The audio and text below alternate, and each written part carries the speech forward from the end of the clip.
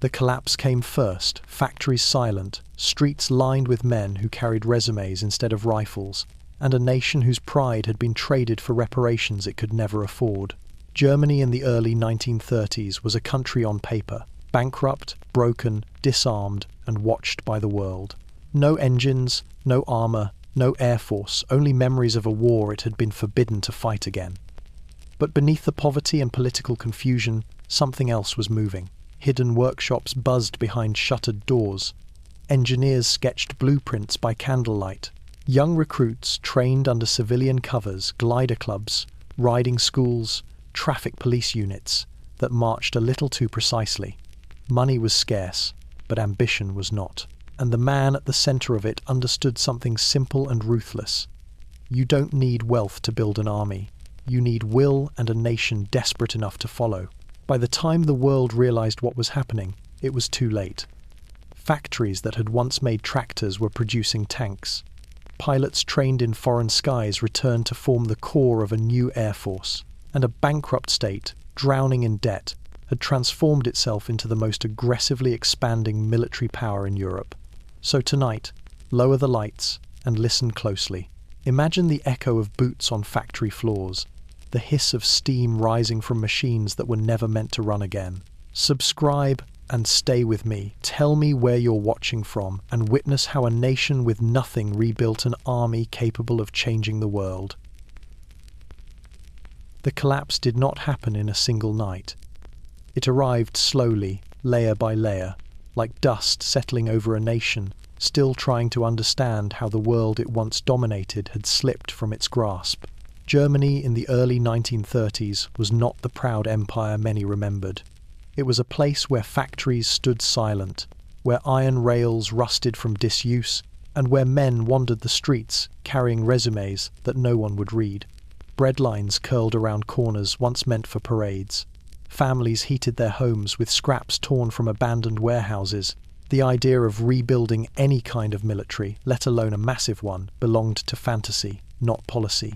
Hyperinflation had done more than destroy savings. It had burned trust to the ground. A wheelbarrow of banknotes could not buy a loaf of bread.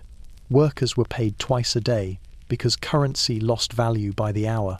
The photographs from that time show blank faces, hollow cheeks, and crowds staring at price lists being rewritten every few minutes. This was not a country that could afford weapons. It was a country that could barely afford hope.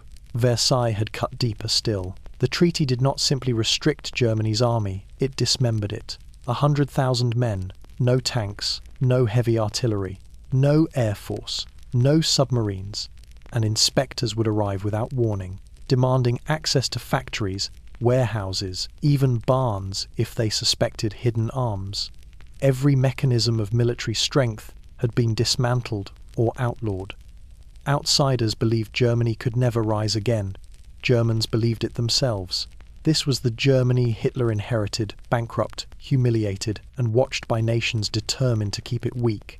Yet beneath the rubble of financial ruin lay something intangible but powerful: resentment, bitterness, a belief, whispered in beer halls and shouted in rallies, that the country had been cheated rather than defeated.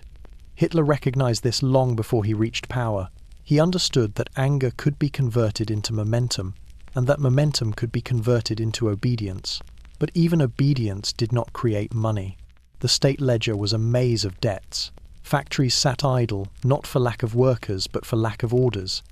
The military budget was a fraction of what other nations spent on their police forces. Rearmament, by any traditional measure, was impossible.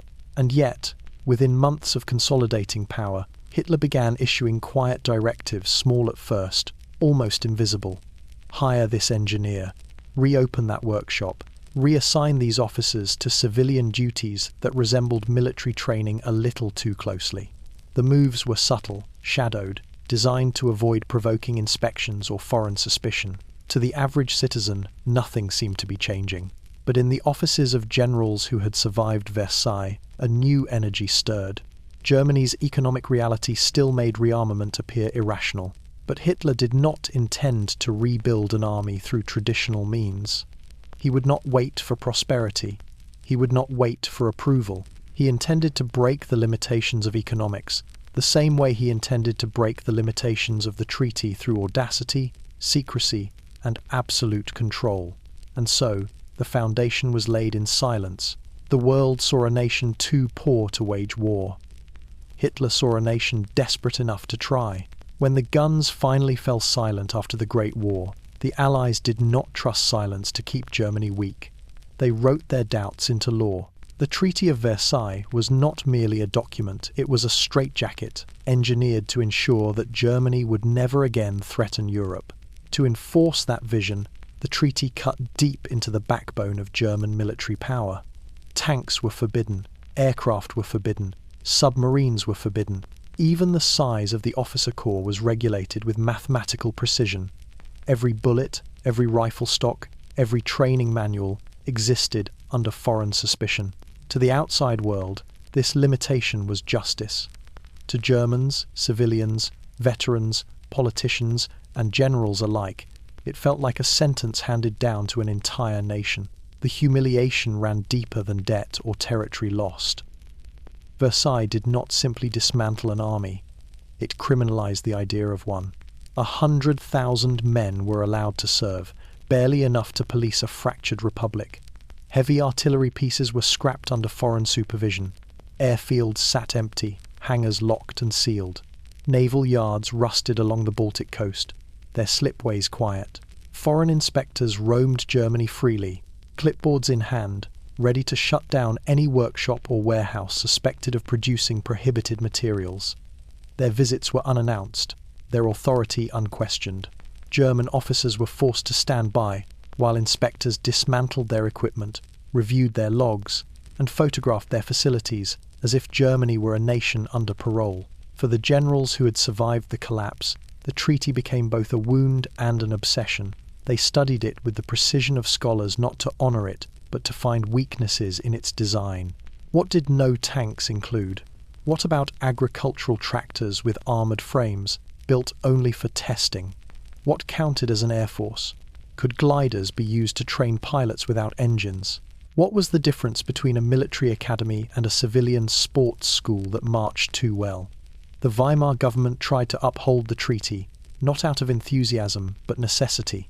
Germany needed trade, loans, and diplomacy to stabilize. Breaking Versailles openly would have meant foreign sanctions or military intervention. But beneath that fragile cooperation, another conversation was taking place, whispered, coded, and carried from officer to officer. They understood that the treaty, while strict, was not airtight, and they intended to exploit every seam. Hitler entered this landscape with a promise no other leader dared repeat.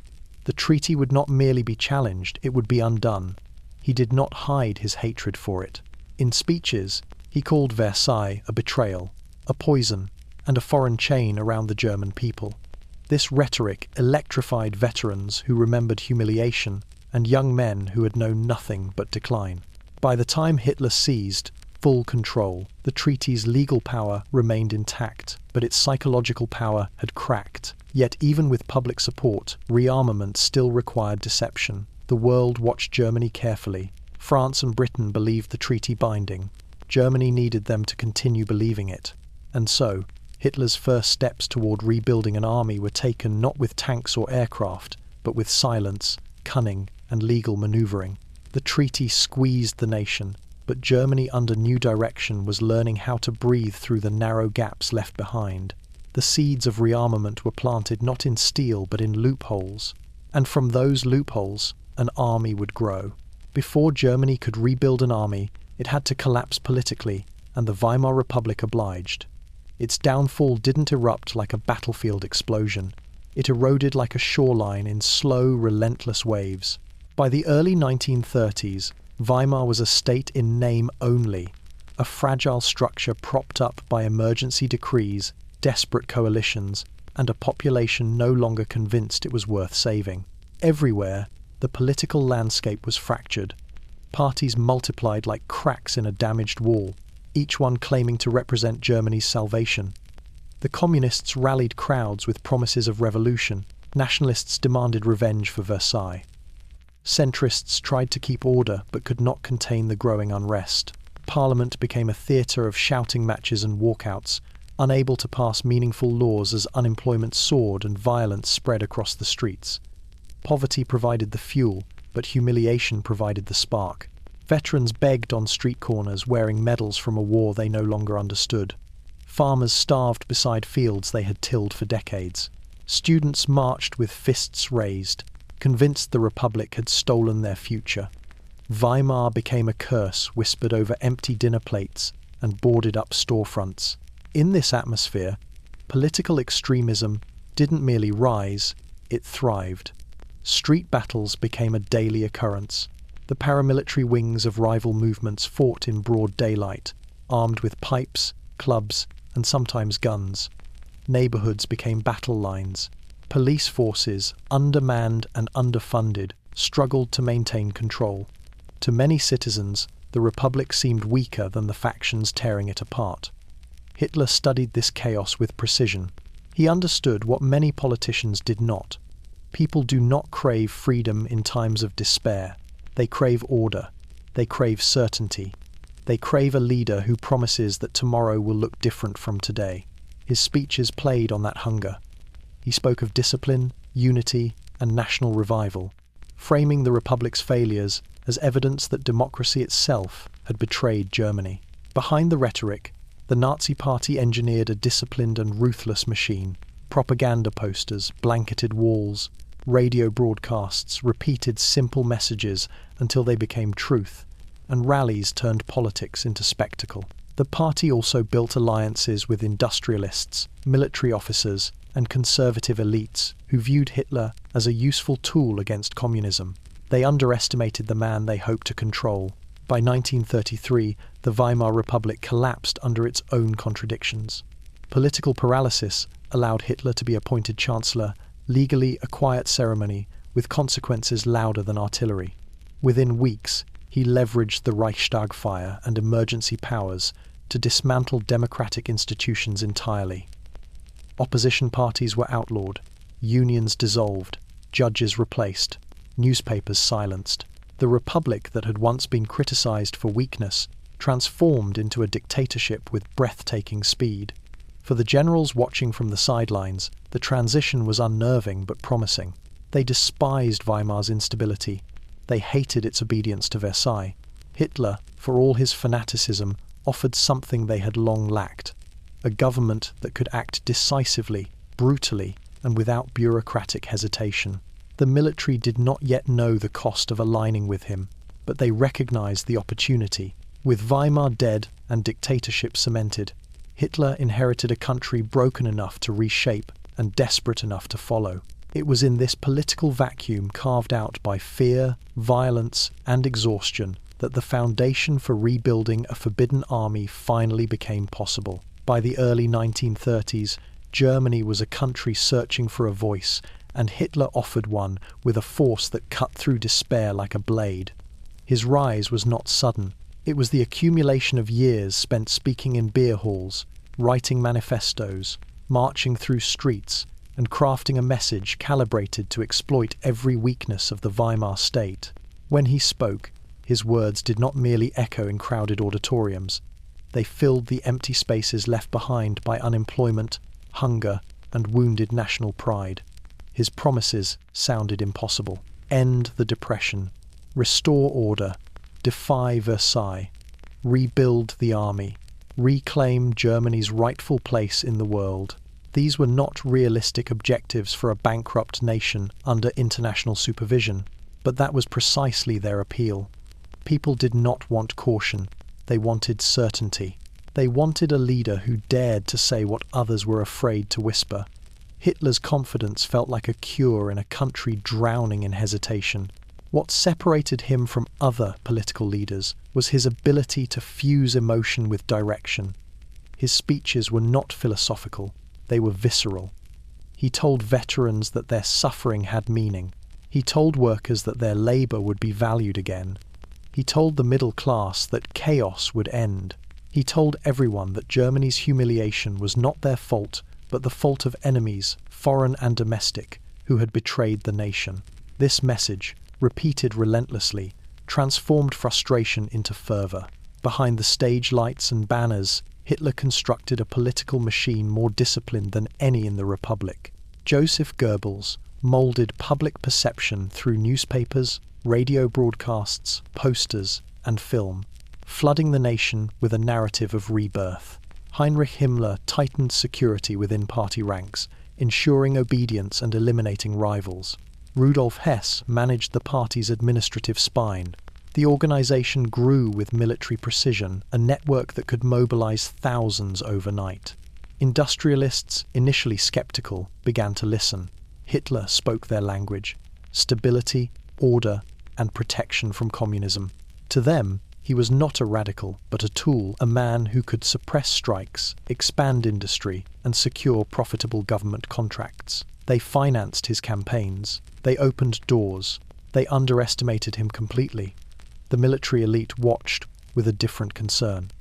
They distrusted Hitler's background, his theatrics, his political inexperience. But they also saw potential. A strong leader could challenge Versailles. A unified government could prioritize rearmament. A disciplined nation could rebuild the military infrastructure they believed Germany deserved. Many officers found themselves aligning with a man they neither respected nor fully understood. When Hitler was finally appointed Chancellor in 1933, he inherited a government divided and a country exhausted. What followed was a rapid transformation engineered with ruthless clarity. Emergency powers centralized authority. Opposition parties vanished. Civil liberties evaporated. Within months, Hitler removed all barriers to his rule, turning the chancellorship into a platform of total control. From that position, he could make promises that once seemed absurd and begin turning them into policy. The idea of rebuilding a massive army when Germany was broke was still fantasy. But fantasies can become blueprints under a dictator determined to rewrite reality. Germany did not yet know the cost of his promises. It only knew that it wanted to believe them. Rearmament did not begin with the roar of engines or the clatter of rifles. It began with paper unsigned memos, discreet meetings, and verbal directives spoken only behind closed doors. Long before Germany announced anything to the world, before factories began forging steel for tanks or pilots trained in secret skies, Hitler issued the first quiet orders that would set the entire machine in motion. Nothing about these early steps looked dramatic. There were no parades, no speeches, no declarations. The orders were structured deliberately to avoid attention, disguised within civilian budgets and administrative reshuffling. A handful of generals were summoned to dimly lit rooms inside the Reich Chancellery, where Hitler spoke not of grand strategy, but of preparation, the kind that could be denied if discovered. These officers left with instructions that were as vague publicly as they were clear privately. Identify reliable personnel, reopen dormant workshops, and begin laying the groundwork for an army that officially did not exist. The first moves came through reassignments. Officers who had been forced into obscure desk jobs under Versailles suddenly found themselves transferred to training oversight boards. Engineers who once worked on artillery designs were quietly hired by state-controlled firms to modernize agricultural equipment. Retired pilots were approached and encouraged to join flight clubs, organizations that claimed to teach recreational gliding, but were, in truth, preparing the future Luftwaffe's backbone. Every shift was small enough to avoid suspicion, but together they formed a pattern. Financing the operation required even greater subtlety. Germany was broke. Its budget barely covered civilian expenses. Yet Hitler understood that money in a dictatorship does not have to come from wealth. It comes from control. Ministries were merged, dissolved, or restructured so that funds could move without oversight. Portions of the budget were reclassified under infrastructure development, employment stabilization, or industrial renewal. What the world saw as domestic recovery was, in reality, a slow reawakening of military capability. The generals were cautious but eager. They had spent years sketching plans they could never realize. Now, with a leader who openly despised Versailles and possessed the authority to act, they embraced the opportunity. Still, they moved carefully. They knew that France and Britain monitored every industrial shipment, every factory expansion, every military-aged cohort. Any misstep could provoke sanctions or worse. To create distance between the regime and its secret ambitions, Hitler relied on intermediaries. Industrialists were told only what they needed to know. Companies produced components without knowing their final purpose. Raw materials were funneled through shell corporations. Contracts were awarded under vague titles like Special Construction, Initiative. Even those participating in the scheme often did not grasp the scale of what they were enabling. There were moments when foreign inspectors came close to discovering the truth. Sudden visits forced factories to hide test equipment under tarps or shuffle workers into unrelated departments. Draft documents were burned, blueprints locked away. The dance between exposure and concealment became routine, a daily exercise in precision and nerves. Yet the most important part of these early orders was psychological. Hitler needed a foundation of unwavering loyalty before he could unveil anything openly. The SA and SS were reshaped, the police centralized, the civil service purged, and the press subdued. By the time larger steps toward rearmament were taken, resistance inside Germany had already been crushed. The world saw a nation rebuilding itself cautiously, recovering from economic collapse. It did not see the shadow lines drawn beneath the surface the officers chosen, the factories warmed, the blueprints updated, the young men encouraged to dream of uniforms again. These were the quiet orders that lit the first small fires of rearmament. And in the stillness of those early months, a new army began to breathe. Rebuilding an army forbidden by treaty required creativity, and Germany's first soldiers of the new era did not march under flags or drill in open fields.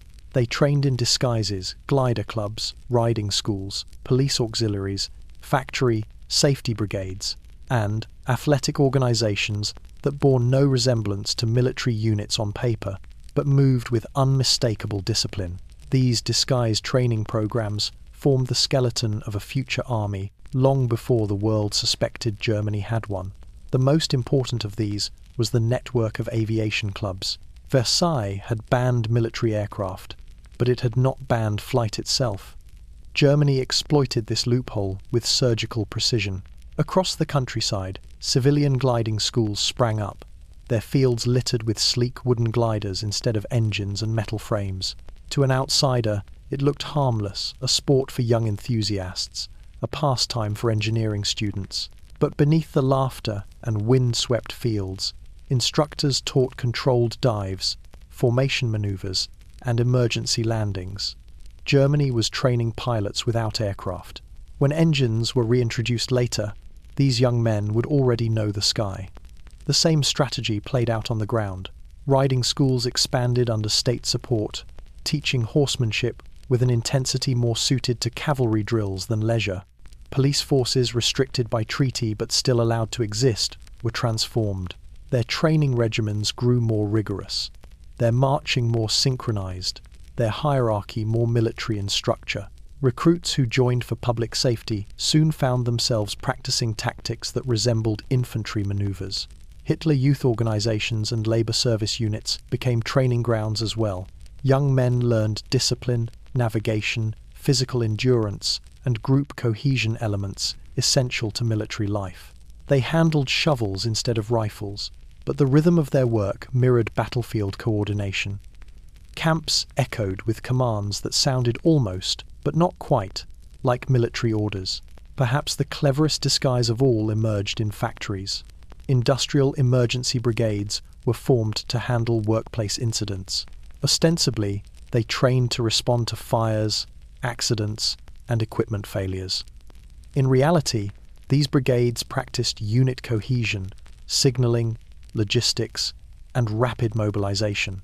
Workers learned how to operate as squads, follow command structures, and coordinate movements with precision. They wore uniforms different from soldiers, but the habits they formed were unmistakably martial. What made these programs effective was not just secrecy, it was plausibility. Each could be defended as ordinary civilian activity.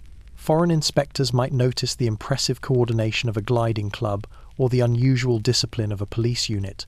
But as long as no weapons were present and no explicit military doctrine was visible, Germany remained, technically, within the law. Hitler needed time, and these programs bought it. Behind the scenes, the Reichswehr guided the entire effort. Officers reviewed training curricula, visited camps in plain clothes, and ensured that every disguised program fed recruits into a larger, invisible pipeline. They were preparing cadres, the first generation of soldiers, who would eventually train millions more. What looked like scattered activities were, in reality, pieces of a single machine. These disguised programs created something invaluable: experience. Germany was not just preparing to expand its military, it was shaping soldiers before the military even existed. By the time the Wehrmacht was announced years later, tens of thousands of young men already possessed the skills needed to step into uniform without hesitation. To the world, Germany appeared compliant, even cooperative, but hidden behind gliders, bicycles, horses, shovels, and factory drills was an army rehearsing for a war it was not yet allowed to fight. The army Germany was allowed to keep after Versailles was small, far too small to wage war, but its officer corps remained one of the most skilled in Europe. These men, veterans of the Great War, had spent years studying battlefields they were forbidden to return to. They carried the weight of defeat as a permanent scar, and beneath their disciplined calm lay an unspoken determination. If Germany ever rose again, they would be ready. These were the hidden generals, the minds that would shape the future Wehrmacht long before it officially existed. Versailles limited the Reichswehr to 100,000 men, but it placed no cap on intellectual preparation. Germany exploited this gap ruthlessly. The officer corps became a concentrated repository of talent, theory, and institutional memory. Promotions were slow, competition fierce, and every vacancy was filled by officers who had proven not only loyalty but exceptional ability. The result was an elite command structure, small but intellectually formidable. These officers organized themselves around a principle they called Kaderschmiede, a foundry for cadres. The idea was simple: train each officer so thoroughly that when the time came to expand the army, each one could command, teach, and replicate themselves.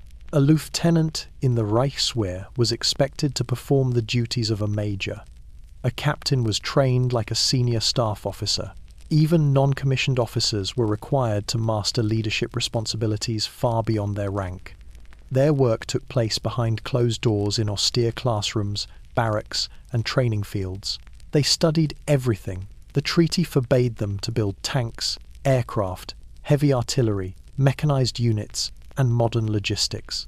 They theorized about mobile warfare, communications, combined arms tactics, and rapid strike operations. They pored over foreign military manuals, dissected war games, and ran simulations with wooden blocks instead of steel machines. The world saw a disarmed Germany. Inside those rooms, the future of mechanized warfare was being written. Some officers traveled abroad under innocuous assignments: military observers, technical consultants, or academic guests. They visited Soviet tank ranges, French fortifications, British air shows. They returned with sketches in their notebooks and ideas brewing in their minds. They mapped foreign terrain, memorized enemy doctrines, and considered how a future German army might break what had once broken them. Hitler's rise gave these hidden generals something they had long lacked: political authority aligned with their ambitions. Though many distrusted his theatrics and ideology, they welcomed his contempt for Versailles. Their planning, once theoretical, suddenly acquired momentum. Quiet meetings in the Reichswehr ministry expanded into larger discussions. Officers who had waited a decade for change were invited to present their doctrines directly to the new leadership. Still, they operated with caution. The foreign powers watched Germany's military elite closely.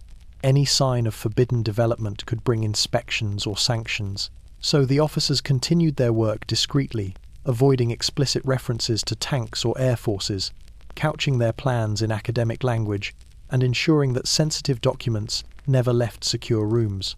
By the time Hitler began rearmament openly, The groundwork these men had laid was immense. They had built the intellectual architecture of a modern army long before the first new recruit was drafted or the first tank rolled off an assembly line. They had trained themselves to train others. They had envisioned a force that could strike fast, strike hard, and strike with purpose. The world believed Germany lacked generals. In truth, it possessed an arsenal of minds sharpened in silence, disciplined by defeat, and waiting for the moment when theory could finally become war. Long before Hitler took power, before the Luftwaffe had a name or the Panzer Corps had a factory to call its own, there existed a shadow force the world was never meant to see. It lived between the cracks of the Versailles restrictions, a clandestine paramilitary network known later as the Black Reichswehr. Though officially disbanded by the time Hitler rose to power, its legacy endured, feeding personnel, tactics, and attitudes into the rearmament that would follow. To understand how Germany rebuilt a massive army while broke, one must first understand the force that refused to die in the aftermath of defeat. The Black Reichswehr, formed in the early 1920s, built from the frustration of officers who refused to accept Versailles' limitations. It was composed of former soldiers, Freikorps veterans, and young nationalists willing to train and drill in secret. Their activities were illegal, but they operated with quiet support from elements of the official Reichswehr, who believed Germany needed a reserve force, even if forbidden. These units met in forests, abandoned factories, and the basements of sympathetic landowners. They practiced weapons handling, small unit tactics, infiltration maneuvers, everything a treaty-bound nation was prohibited from teaching. Their numbers fluctuated, but estimates suggest tens of thousands passed through their ranks. Some trained only briefly, others became deeply embedded, moving between civilian jobs and covert military assignments. They were not a disciplined army, not in the formal sense, but they were a reservoir of experience, hardened by the street battles and political violence of the Weimar years. Their existence created a culture of defiance, a belief shared by many officers that treaties could be bent, skirted, or ignored entirely if the right cause demanded it. When Berlin occasionally cracked down on the Black Reichswehr, it was done reluctantly and mostly for show. Governments wanted to placate the Allies, but they also feared communist uprisings and trusted nationalist paramilitaries to maintain order. Thus, many members of the Black Reichswehr were absorbed into police forces, border guards, or labor regiments, where their military skills were allowed, even quietly encouraged, to persist. By the time Hitler rose to power, the network had officially dissolved, but its veterans had not disappeared.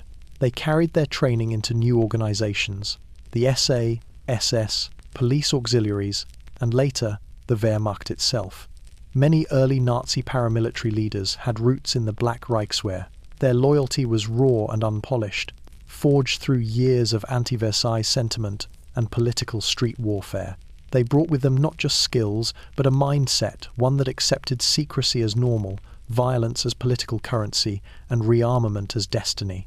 For Hitler, this legacy was invaluable.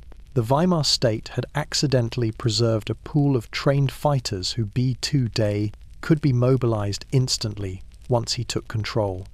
They became early instructors, drill masters, and organizers in the disguised programs he expanded during his first years in power. They also served as a bridge between the disciplined professional officers of the Reichswehr and the radical energy of Nazi militias, allowing the regime to merge structure with fanaticism.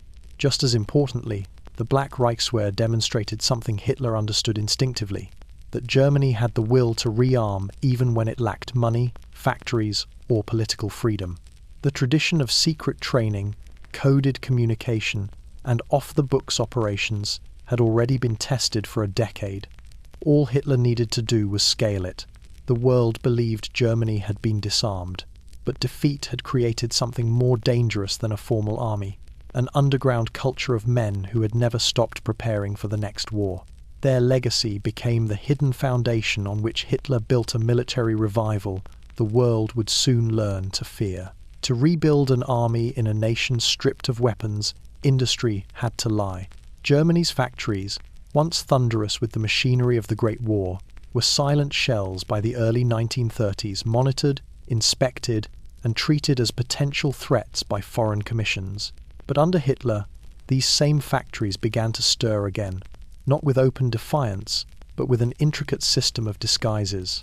They became ghost networks, industrial sites that appeared civilian on the surface, yet pulsed with concealed military purpose beneath the noise of ordinary production. The ruse began with something simple: tractors. Versailles forbade tanks, but it did not forbid agricultural machinery. German engineers exploited the loophole expertly. Factories that had once cast tank hulls now built heavy tractors with suspiciously thick frames and suspension systems designed for terrain no farm had ever seen. Blueprints were labelled with agricultural terminology, while internal design documents, stored in locked drawers, described armour plating and turret rings. When foreign inspectors arrived, they saw machines that ploughed fields. They did not see the future Panzer Corps hidden inside their components. Other factories adopted similar masks. Artillery manufacturers rebranded as steelworks or toolmakers. Aviation firms claimed to develop glider accessories or engine research projects. Chemical plants received funding for fertilizer production while quietly perfecting propellants and explosives. Everything was fragmented by design. No single plant produced a complete weapon. Each built parts, gears, chassis components, housings, riveted plates that were meaningless in isolation but lethal once assembled. This was the brilliance of the Ghost Network. Its invisibility came from dispersion. Even workers often had no idea what they were contributing to. A machinist might spend a week milling a strange gear without ever seeing the engine it belonged to. A foundry worker might cast metal cylinders never told they were destined for aircraft fuselages.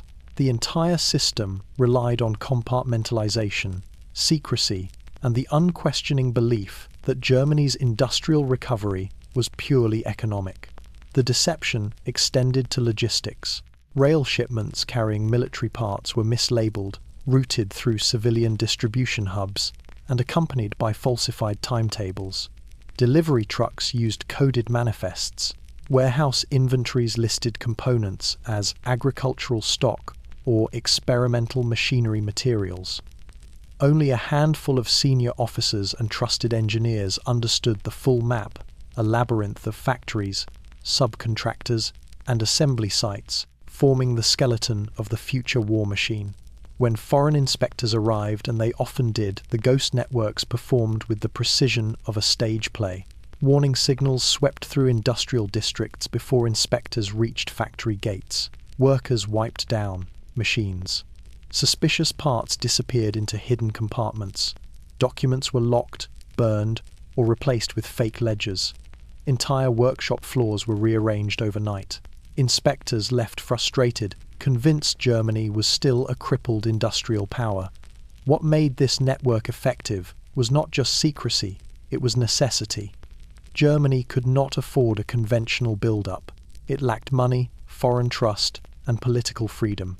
But it had engineers with unmatched skill, industrialists hungry for profit, and a government willing to blur every line between civilian and military production.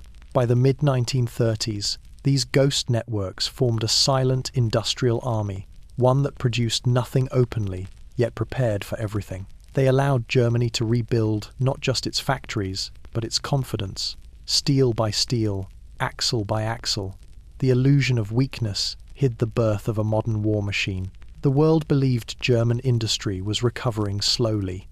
It did not realize it was accelerating toward war in the quiet hours between factory shifts. Germany's rearmament did not begin on German soil. It began in the quiet plains, forests, and training grounds of a country the world least expected it to cooperate with, the Soviet Union. In the early 1920s, Germany and the USSR were both international pariahs, one defeated and disarmed, the other isolated by fear of its revolution. Their needs aligned with almost mathematical precision. The Soviets wanted technical expertise and industrial partnerships. Germany wanted everything Versailles forbade: tanks, aircraft, chemical weapons testing, and unrestricted military experimentation. Officially, the two governments barely acknowledged each other. Behind closed doors, they negotiated agreements that would reshape the future of warfare.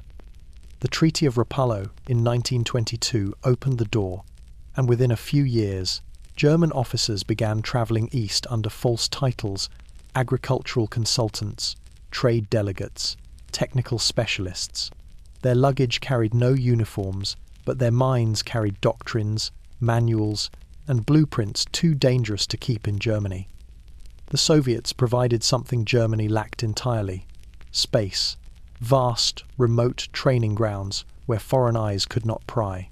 Outside the city of Kazan, German tank officers tested armoured prototypes on soil that was frozen half the year and muddy the other half. The facility, codenamed Karma, became a laboratory for armoured warfare. Here, officers studied mobility, maintenance, gunnery, and the limits of early tank designs. They drove machines Germany could not legally build, fired weapons Germany was not allowed to possess, and developed tactics that would later form the spine of Blitzkrieg. Farther south, German pilots trained at a concealed airfield near Lipetsk. The site had no official existence. Maps showed nothing. Villagers nearby knew only that foreigners occasionally arrived and left in unmarked vehicles. In reality, Lipetsk was the birthplace of the Luftwaffe. Here, pilots mastered aerobatics, dive maneuvers, reconnaissance tactics, and formation flying skills impossible to develop in glider clubs back home. Engineers tested airframes, engines, and weapons systems disguised as aviation experiments. German aviation doctrine, which would later shock Europe, took shape in Soviet skies long before anyone knew the Luftwaffe existed. The cooperation extended even deeper.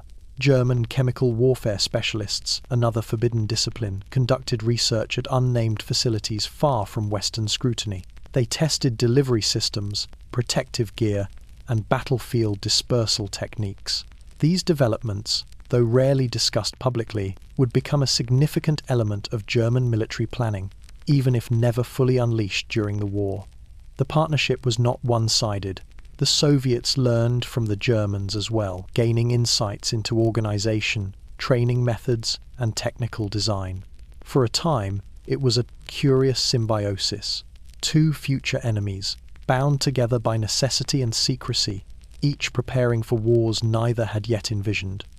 German officers returning from the USSR brought back more than experience.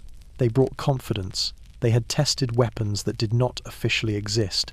They had flown planes the world believed Germany could not possess.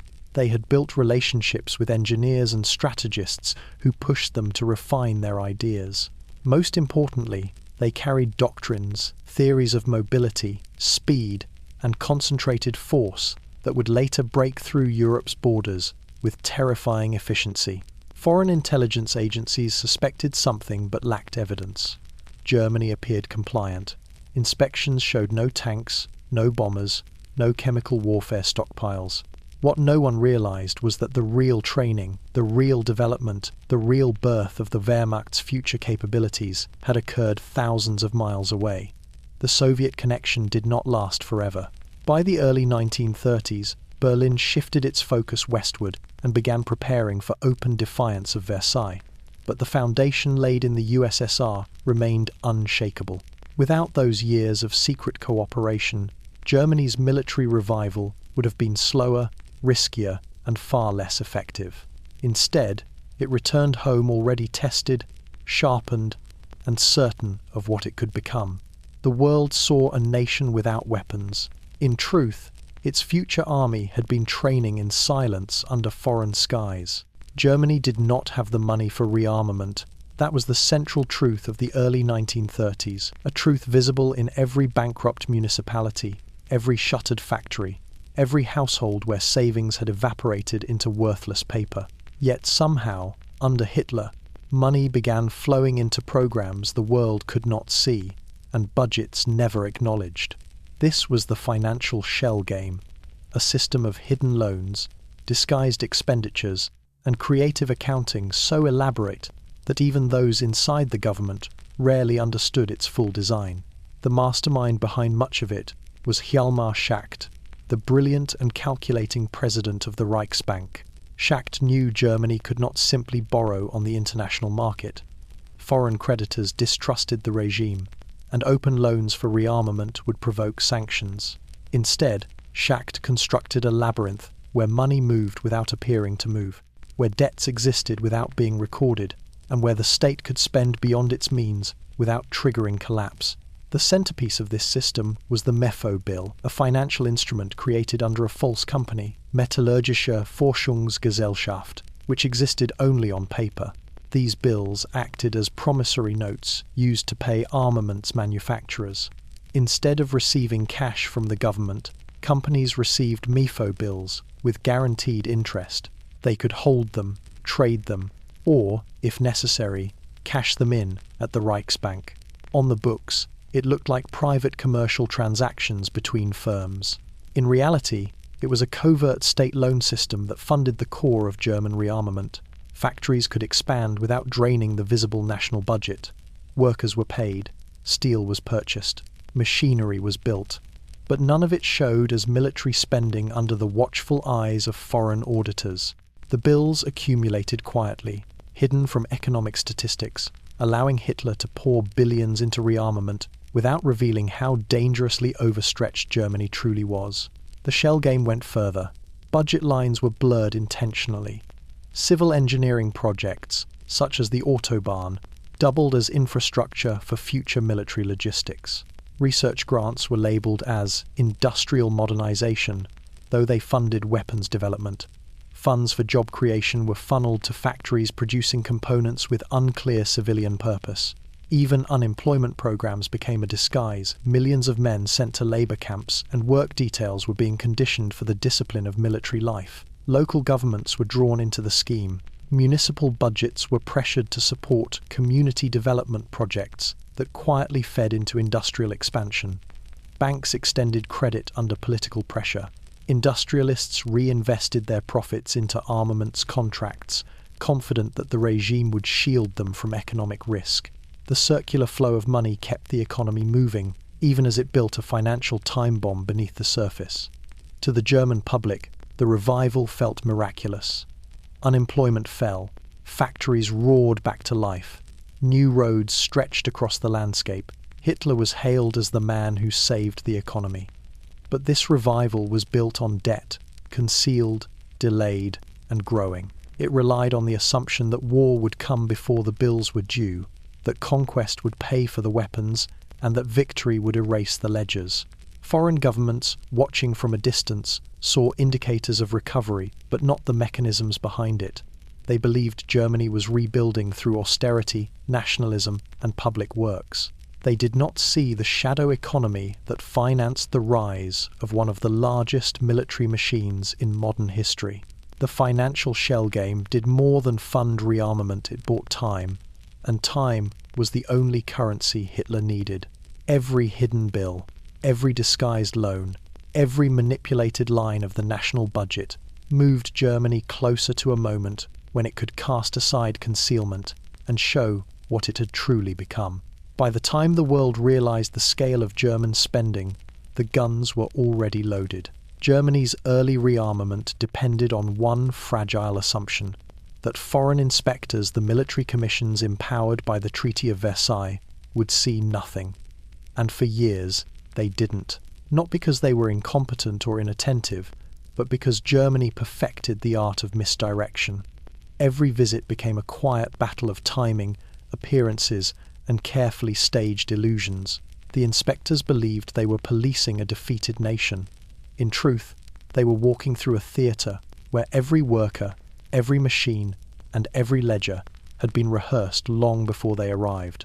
The Inter-Allied Military Control Commission, tasked with monitoring German compliance, operated with broad authority.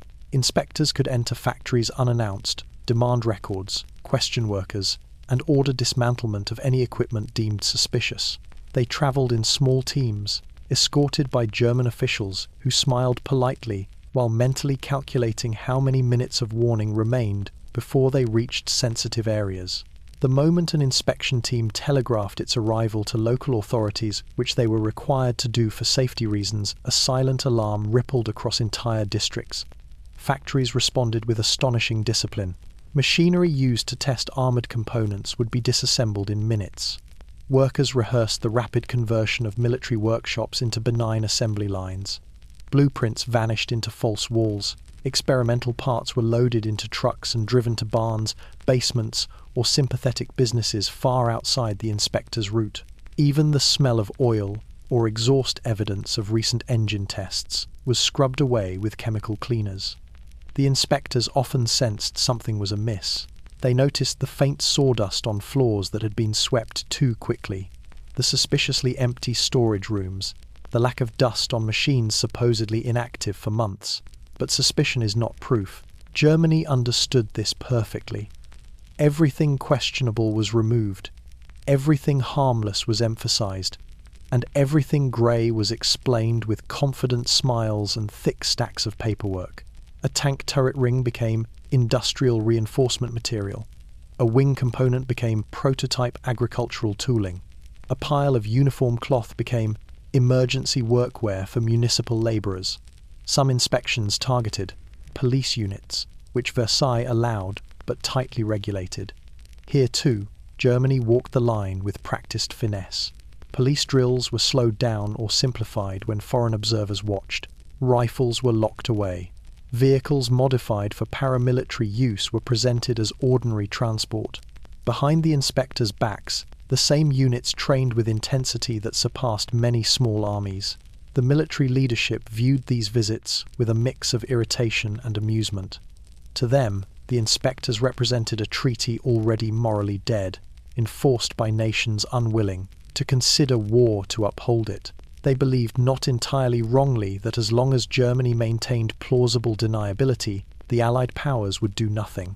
Sanctions were unlikely, military intervention unthinkable. And so the game continued, year after year. But the most striking part of this deception was how ordinary workers became its backbone. Factory labourers, machinists, clerks, and drivers were taught what to say, what not to say, and what to hide. They were not ideologues. They were citizens desperate for employment and stability. Cooperation became instinctive. If inspectors arrived, workers kept their heads down and their answers short. No one wanted trouble. No one wanted their factory shut down.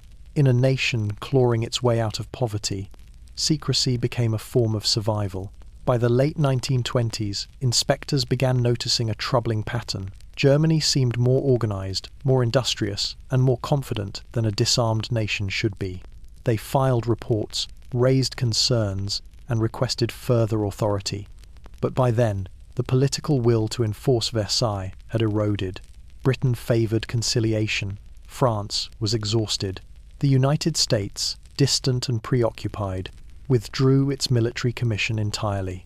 When the final inspection teams left Germany in 1927, many departed with a sense of unease, as though they had been watching something out of focus, a shape-shifting just beyond clarity. What they did not know was that, within months, Germany began accelerating every hidden program they had failed to uncover.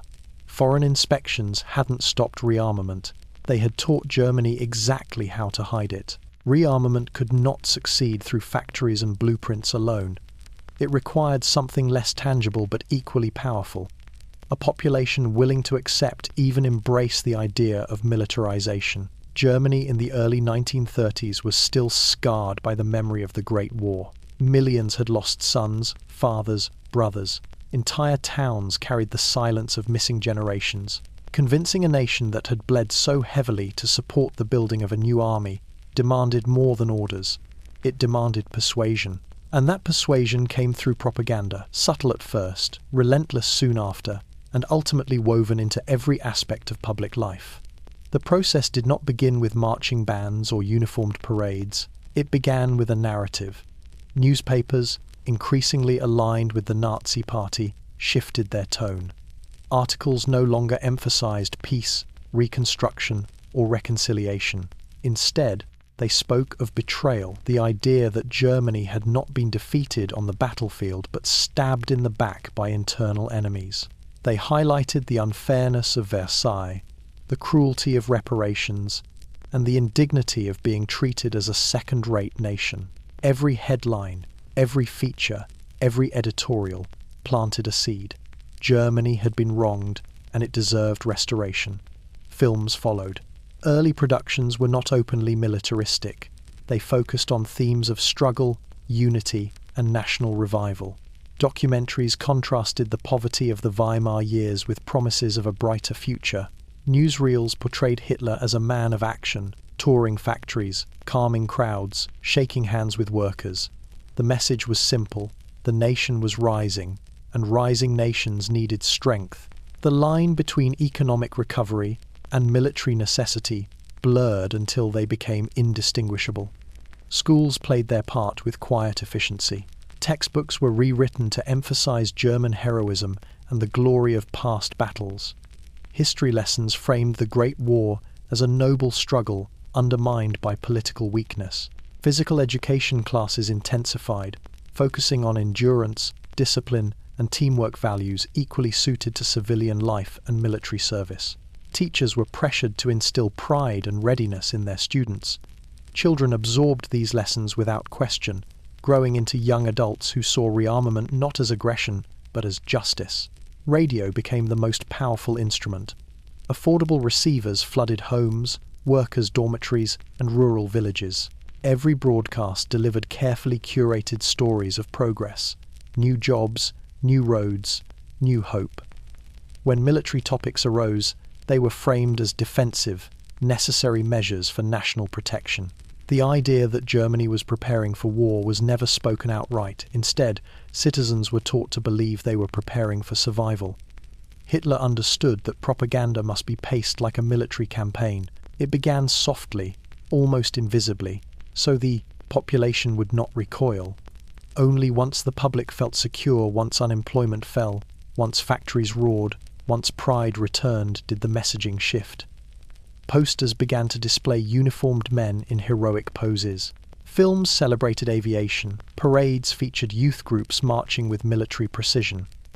The symbolism grew bolder, the messaging clearer. Germany was strong again, and strength required arms. By the mid-1930s, militarization had become normal, even inspirational. Citizens who once feared another war now saw service as an honor. Mothers encouraged sons to join training groups. Employers granted leave for paramilitary events. Church sermons praised sacrifice and duty. The transition was so gradual, so meticulously constructed, that by the time the Wehrmacht was unveiled openly in 1935, much of the nation greeted it with applause rather than alarm. Propaganda had done what weapons alone could not. It changed perception. It turned rearmament from a forbidden act into a national mission.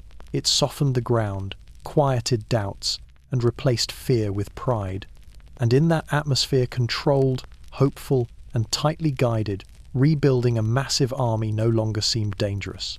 It seemed inevitable. For years, Germany had sworn it possessed no air force.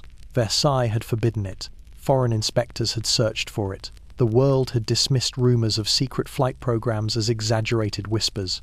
Yet by the mid-1930s, Germany not only had an air force, it had one powerful enough to shock Europe.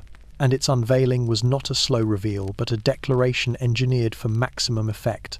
A moment when hidden ambition became open defiance. The announcement came on March 9, 1935. It was a crisp, quiet day, the kind that carried sound sharply across Berlin streets. Newspapers printed the same headline: Germany has rebuilt its air force, the Luftwaffe, and Hermann Göring will lead it. There had been no build-up, no warning, no careful diplomatic leaks. The news erupted like a shell burst. Overnight, a forbidden military branch had stepped from shadow to daylight. International reaction was immediate and stunned. France and Britain had assumed Germany lacked the financial and industrial power to build more than a small collection of training aircraft. Instead, the Luftwaffe was revealed as a fully structured military arm, not a symbolic token, but an operational force, with pilots, airfields, command staff, and modern designs already in production.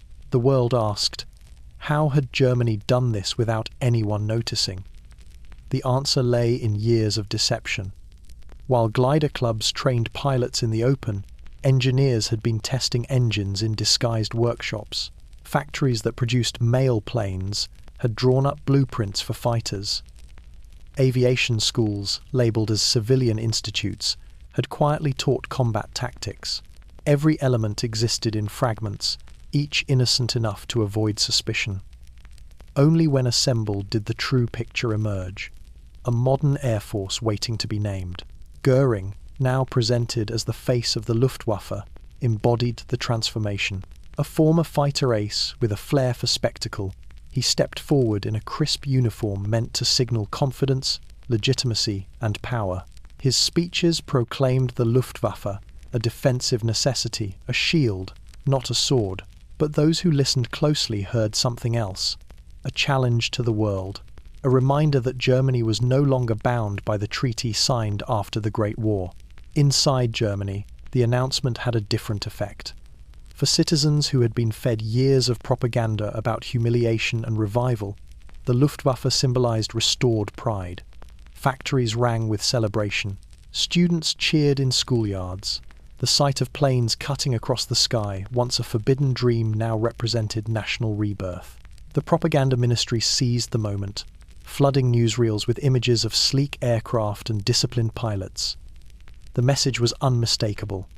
Germany had returned to the ranks of military powers, but behind the spectacle lay a colder truth. The Luftwaffe was not yet fully prepared for major conflict. Its numbers were inflated, its doctrines incomplete, its supply chains untested. What mattered to Hitler was not immediate strength, but irreversible momentum. Once the Air Force was announced, Versailles was dead in practice. There was no going back. The world could protest, but unless it intended to enforce the treaty with force, something no nation was ready to do, Germany had gained another critical year to expand, refine, and mass produce. The unveiling of the Luftwaffe was more than a military milestone. It was a psychological blow to Europe. It demonstrated that Germany could violate treaties openly without consequence. It revealed that years of intelligence assumptions were wrong, and it showed that Hitler's regime was willing to reshape the international order through audacity rather than negotiation. The world looked up and saw German aircraft in the sky. What it did not yet see was that this was only the beginning, the first open declaration of a rearmament that had already outpaced the world's expectations. The transformation from Reichswehr to Wehrmacht did not happen with a single order. It unfolded like a carefully staged operation, a shift in name, structure, and purpose that signaled to the world that Germany no longer pretended to be disarmed. For over 15 years, the Reichswehr had existed as a shrunken, restrained relic of the old imperial army. 100,000 men, stripped of heavy weapons, forbidden from expansion, and supervised by treaty. But in March 1935, Hitler announced the replacement of this limited force with something far more dangerous. The Wehrmacht, a modern, fully capable army prepared for mass expansion. The announcement was delivered with the same abrupt force as the Luftwaffe's unveiling. A government decree stated plainly, conscription was reinstated, the army would grow to over 500,000 men, and Germany now possessed a unified armed force with branches for land, sea, and air operations. Foreign governments reacted with outrage, but outrage came cheaply.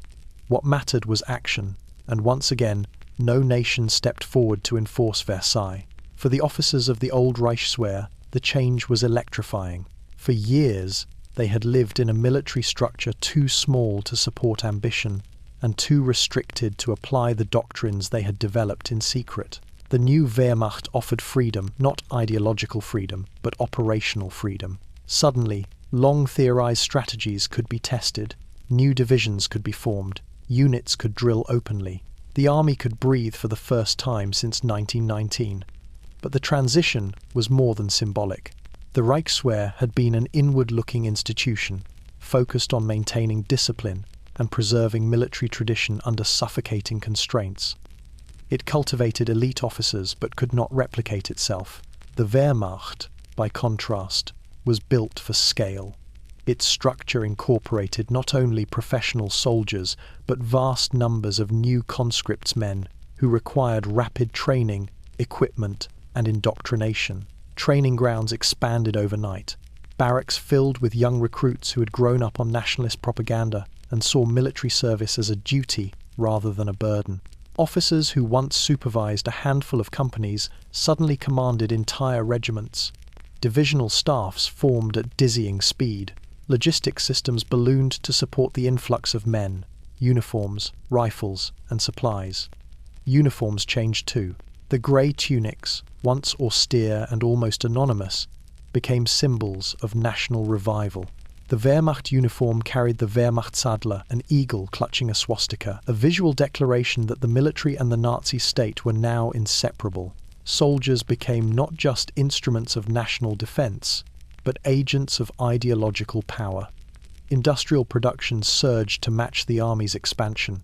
Factories that had once produced components in secret now worked openly under government direction. New rifle models were approved. Artillery pieces rolled off assembly lines. Support vehicles, radios, and engineer equipment were manufactured with a pace that shocked foreign observers who still believed Germany lacked the economic strength for such scale. The international community protested again. Diplomatic cables flew between London, Paris, and Washington. Committees convened urgently, but there was no unified response. Britain favoured negotiation, hoping revision of Versailles might stabilise Europe. France, though alarmed, was politically divided and militarily cautious. The United States remained distant, committed to neutrality. The result was paralysis, the same paralysis Hitler counted on. Inside Germany, the announcement of the Wehrmacht hardened national pride. Parades filled city streets. Newspapers spoke of restored dignity and the lifting of foreign chains. Citizens who had once felt powerless now felt shielded by a growing army. This sentiment was critical. Rearmament was no longer a secret shared by elites. It had become a national project. Yet beneath the celebration lay a more sobering truth. The Wehrmacht, despite its rapid expansion, was far from fully prepared for war. Its tanks were still prototypes. Its officers were stretched thin. Its logistics were strained. But what mattered to Hitler was momentum, the visible, irreversible transformation of Germany into a nation capable of projecting power again. The Reichswehr had been a promise.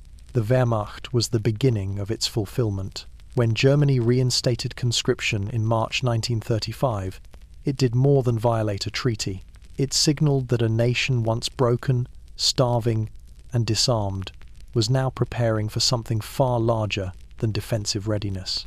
Conscription was the hinge upon which the entire rearmament project turned the moment when quiet preparation became mass mobilization, when secrecy gave way to sheer scale.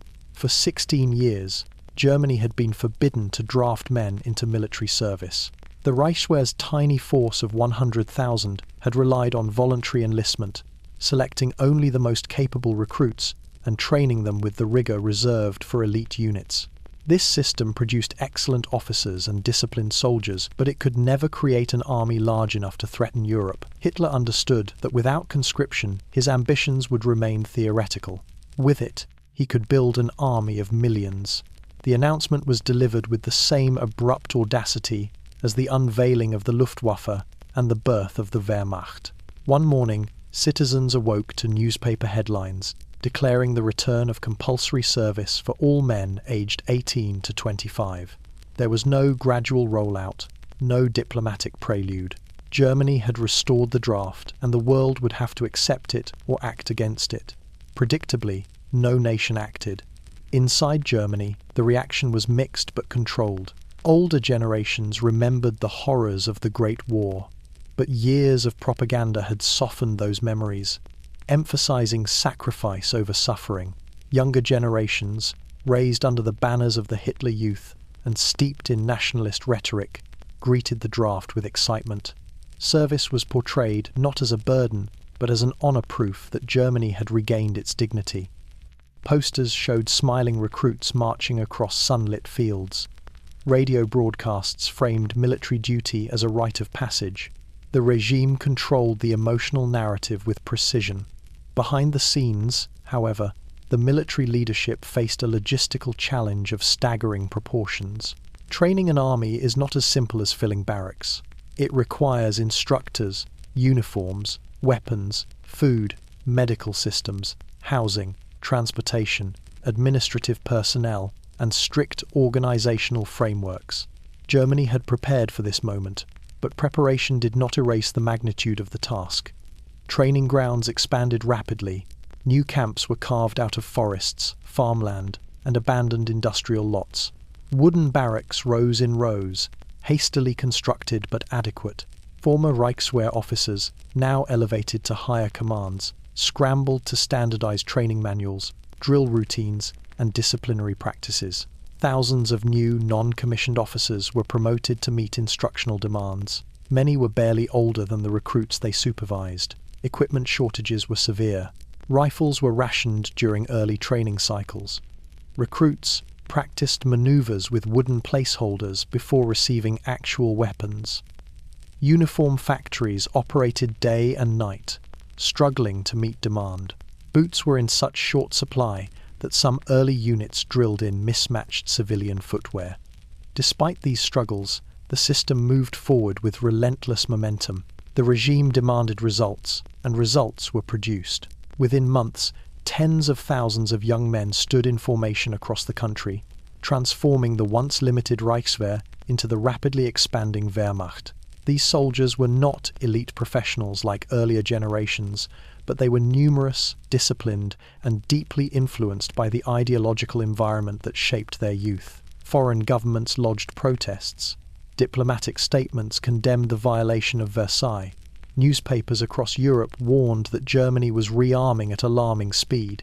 Yet protests carried no consequence. France hesitated to act without British support. Britain, still haunted by memories of the Great War, prioritized negotiation over confrontation. The League of Nations issued declarations that carried no enforcement. The world watched, uneasy and uncertain, as Germany marched forward unchecked. Conscription did more than fill uniforms. It reintroduced military culture into everyday life. Villages held farewell ceremonies for departing recruits. Families displayed portraits of sons in new tunics. Factories hired veterans as foremen. Schools emphasized preparation for service. The army became not just an institution but a social expectation, a defining element of German identity. By reinstating conscription, Hitler transformed Germany into a mobilizing nation. He turned millions of civilians into potential soldiers, reshaped society around military readiness, and erased the final illusion that Germany remained a limited power bound by the restrictions of Versailles. The draft was not merely a policy, it was the moment Germany prepared, openly and irreversibly, for the possibility of war. By 1936, Germany's rearmament had grown too large to hide behind glider clubs, mislabeled factories, and quiet budget tricks. The Wehrmacht needed steel, fuel, rubber, aluminum, food reserves, transport networks, and labor on a scale the existing economy could not support. Hitler understood that rearmament could collapse under its own weight if Germany remained dependent on foreign imports or vulnerable to economic pressure. His answer was the 4-year plan, a sweeping program designed to transform Germany into a nation capable of sustaining war without relying on international markets or diplomacy. The plan was announced at the Nuremberg Rally in September 1936, delivered with theatrical intensity before banners, floodlights, and cheering crowds. But behind the spectacle lay a stark, urgent reality. Hitler feared Germany had only a few years to prepare before foreign powers might challenge its rearmament. If war came too soon, the Wehrmacht would be strong in spirit but weak in supply. The 4-year plan was conceived to close that gap, to build a war economy at breakneck speed. Hitler placed Hermann Göring at its helm, granting him authority over ministries, industries, and raw materials. It was an unusual choice. Göring lacked economic expertise but possessed something the plan required: absolute loyalty to Hitler and a willingness to bulldoze through bureaucratic resistance. Under Göring, the plan became not a policy, but a command structure, one that overrode traditional economic logic with ideological urgency.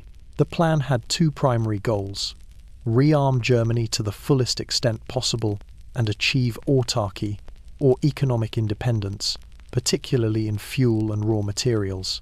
The Nazi leadership believed Germany could not survive another blockade like the one that strangled it during the Great War. This fear shaped every directive of the plan. Industries were reorganized with military efficiency. Steel production was expanded dramatically. Mines operated around the clock.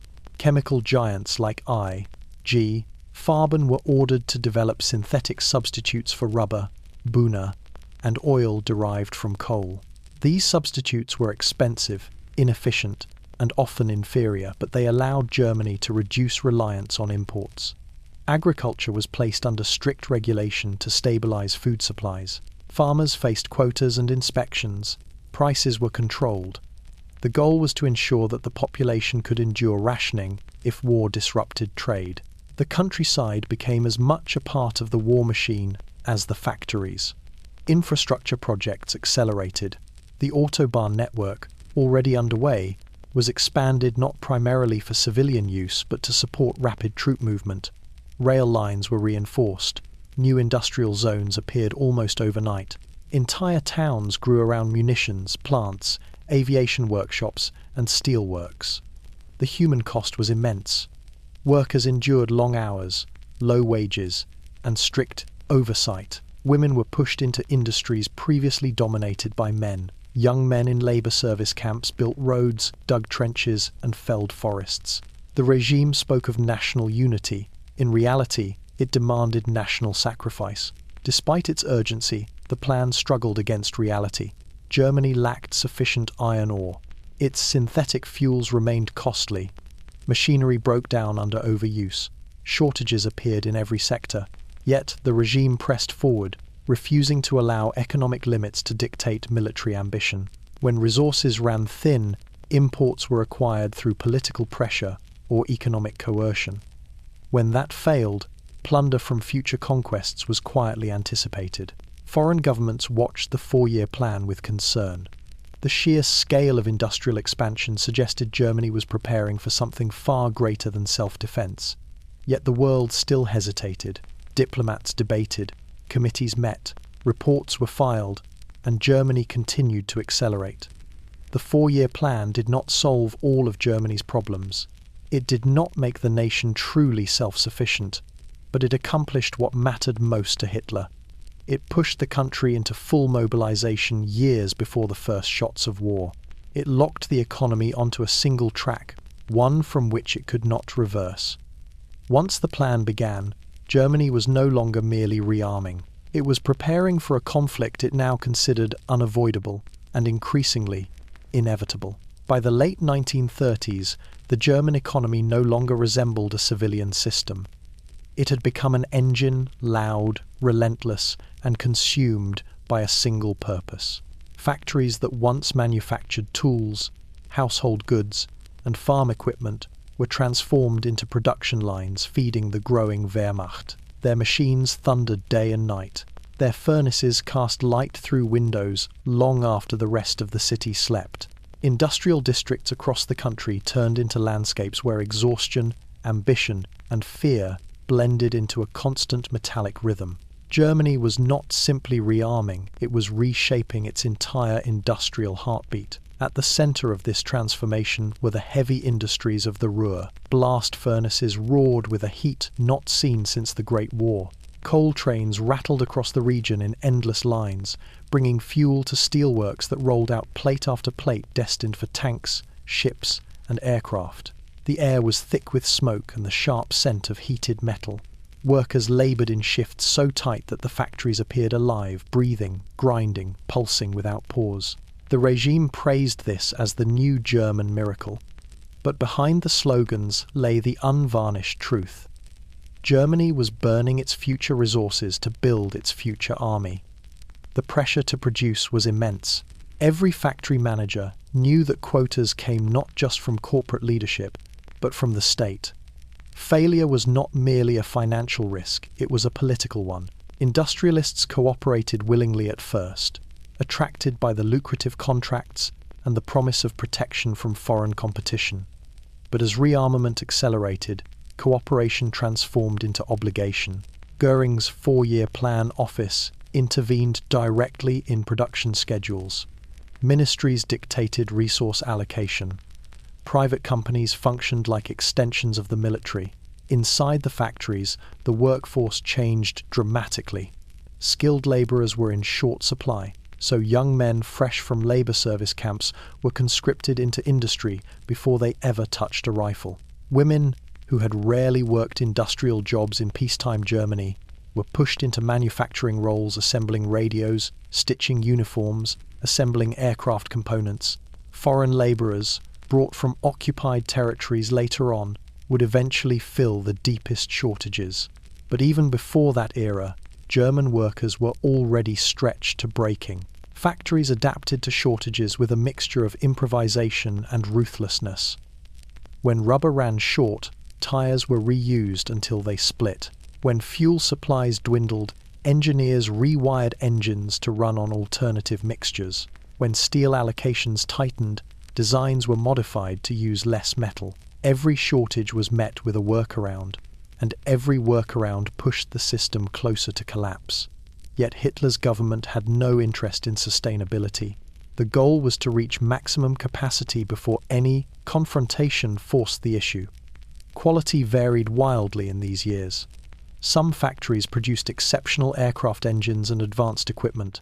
Others struggled to meet basic standards under relentless deadlines. Inspectors from the Wehrmacht visited constantly, enforcing quality controls with an iron hand.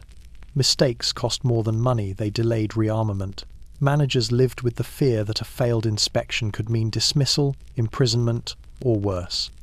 Despite the pressure, many workers felt a strange pride in what they were building. The propaganda ministry ensured that factories were hailed as fortresses of national strength. Newsreels showed smiling laborers tightening bolts on aircraft wings or guiding glowing steel into massive rollers. Speeches celebrated workers as the front line of the German future. Whether the pride was genuine or manufactured hardly mattered, it kept the wheels turning. To foreign observers, Germany's industrial output seemed miraculous.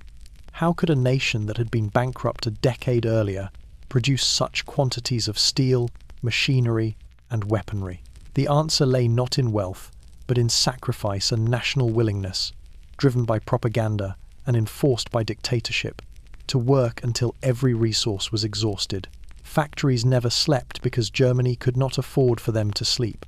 Rearmament was a race against time, against foreign suspicion, economic limits, and political risk. Each hour of production pushed the Wehrmacht closer to its goal, and pushed the country deeper into a path from which there was no peaceful return. Germany was forging more than weapons. It was forging momentum, powerful, unstoppable, and headed directly toward war. Germany's resurrection of armoured warfare began quietly, almost invisibly, long before the first panzer rolled across a parade ground. For years, tanks had existed only as sketches, wooden mock-ups, and forbidden blueprints locked inside military archives. Versailles had outlawed them entirely. Inspectors searched for them obsessively. And yet, by the mid-1930s, Germany was producing armoured vehicles at a speed that stunned the world. The transformation did not happen overnight. It happened inside factories that pretended to manufacture anything but tanks until the moment secrecy was no longer necessary. The earliest tank production lines were cloaked as agricultural equipment plants. At Krupp, Rheinmetall, and Daimler-Benz, large machines labelled as tractors bore suspiciously thick armour plates and gearboxes designed for far more stress than any farm could generate. Engineers spoke in coded language. Turret rings became rotation housings. Gun mounts were reinforced brackets. Every component was described in ways that passed inspections while maintaining a clear meaning for those inside the program. These early Panzer's prototypes of the Panzer I were crude compared to later designs, but their purpose was never to dominate the battlefield. They were training vehicles, stepping stones, machines built to teach an entire nation how to manufacture, maintain, and maneuver armoured forces. Germany needed experience more than firepower. The Panzer program was less a debut and more a rehearsal, a way to build an industrial and organisational foundation for the armoured divisions Hitler envisioned. The factories producing these vehicles operated under intense pressure.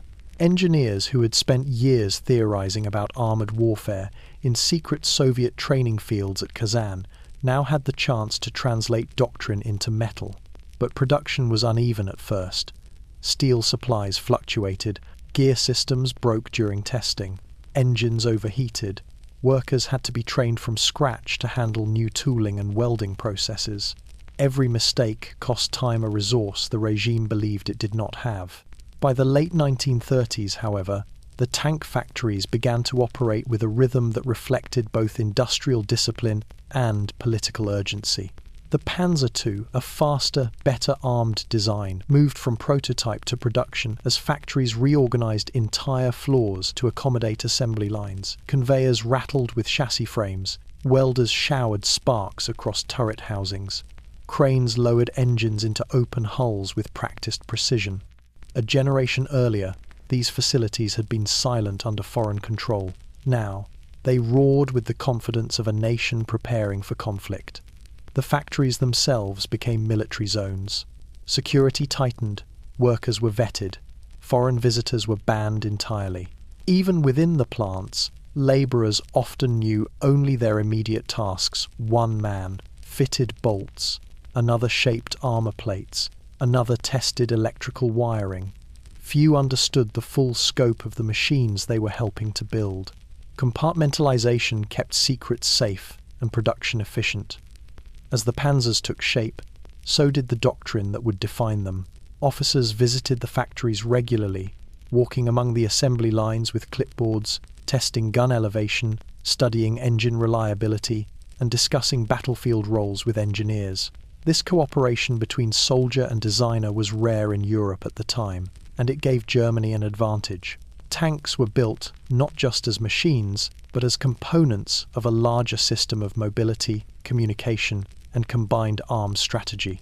Propaganda soon followed.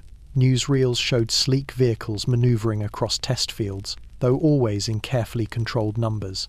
The images gave Germany a sense of pride, and foreign observers a sense of unease. Diplomats questioned how a nation supposedly constrained by Versailles could produce such machines. But by then, the question was pointless. Germany had already crossed the threshold. Panzer factories did more than manufacture tanks.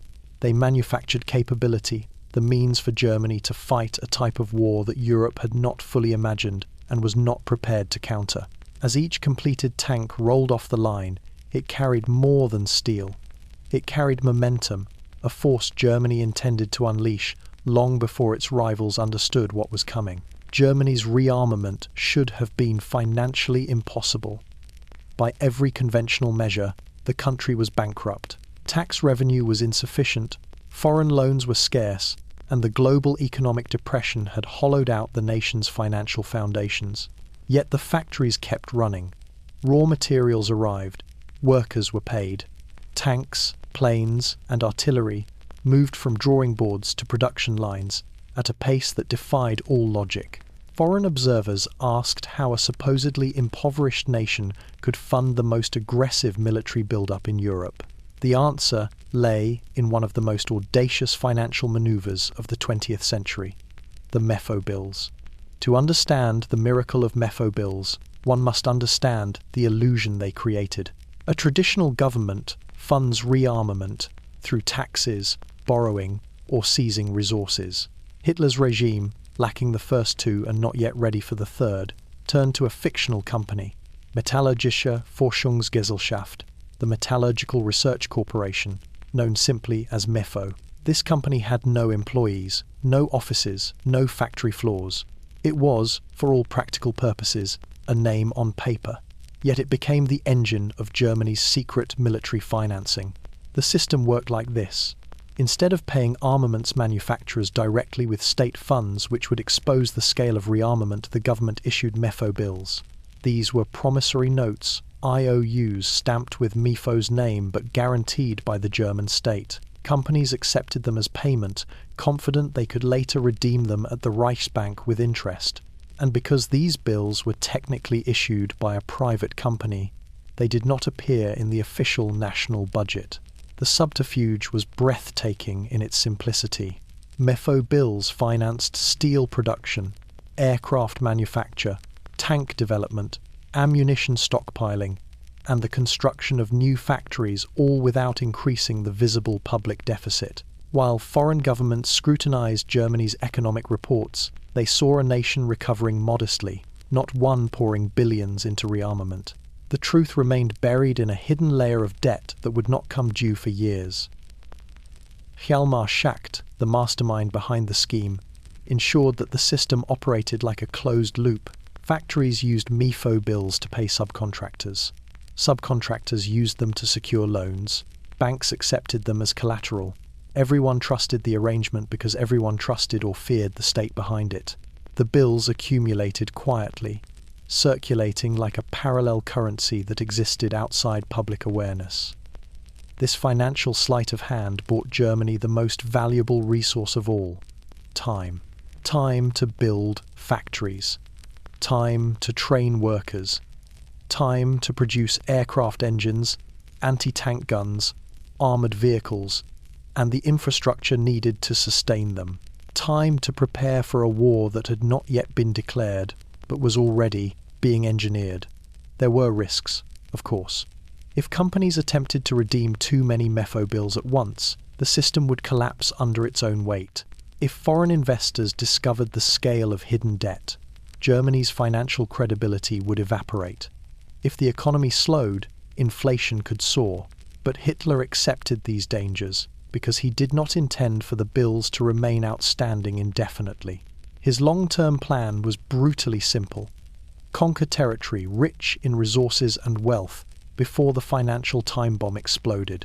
By the late 1930s, nearly 12 billion Reichsmarks worth of Mefo bills were in circulation, a staggering sum for a country that publicly claimed to be rebuilding cautiously. When the bills finally became due in large numbers, Germany was already preparing for war, and the looming economic crisis was overshadowed by geopolitical momentum. Foreign observers would later marvel at the speed and scale of German rearmament. They spoke of efficiency, discipline, and industrial genius. Few realized that beneath the surface lay an edifice built on borrowed time, a financial illusion that had enabled Germany to rearm faster than any nation in modern history. The miracle of Mefo bills was not magic, it was deception weaponized on a national scale.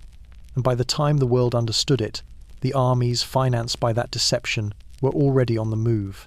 Germany's rearmament did not succeed on political will alone.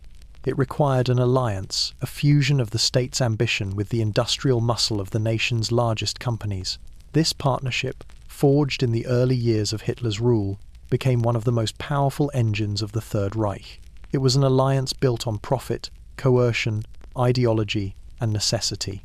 Each side believed it was using the other, and together they created the military-industrial complex that armed Germany for a war it had not yet declared, but was already preparing to fight. The foundations of the alliance were laid long before Hitler took power.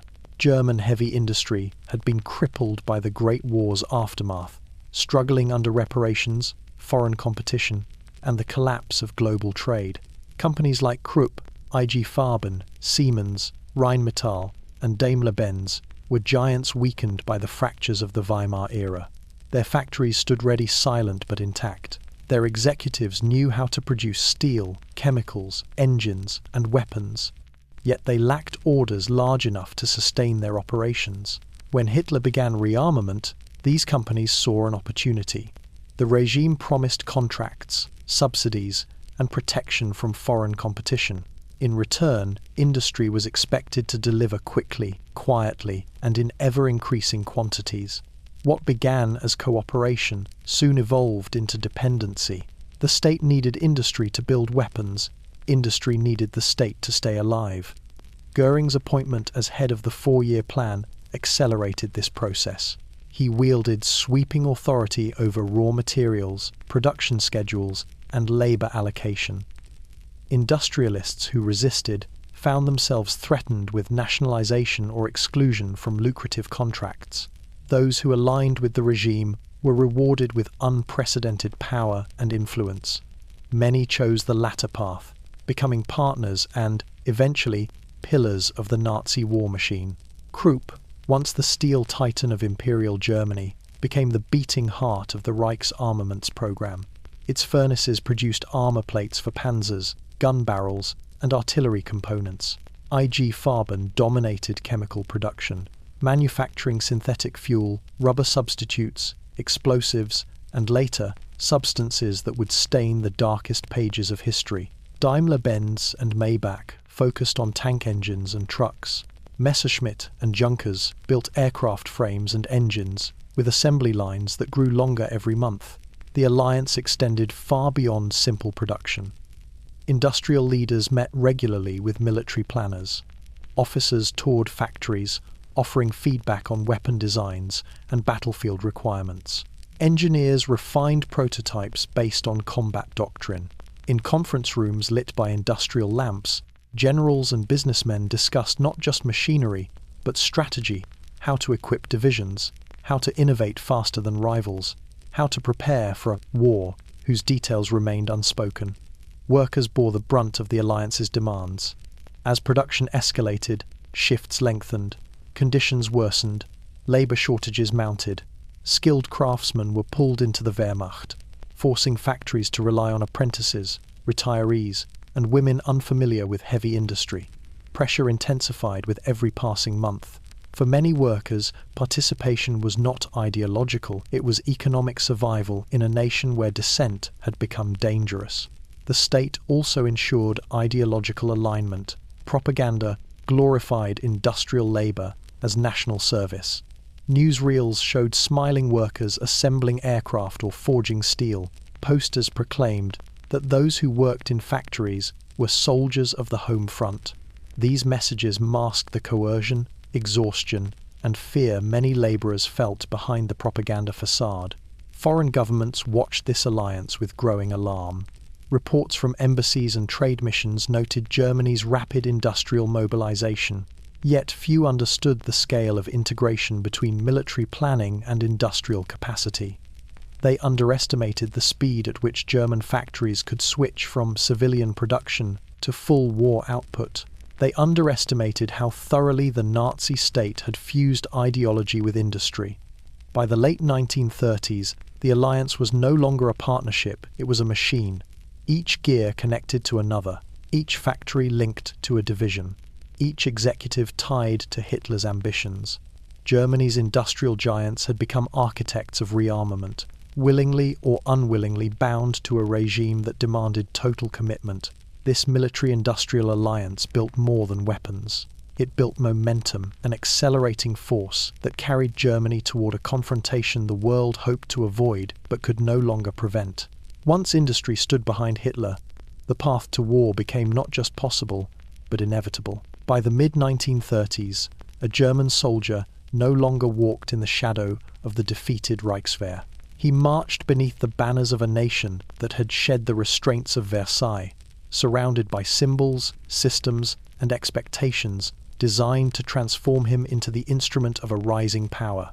The soldier's new world was larger, louder, and more ideologically charged than anything his predecessors had known.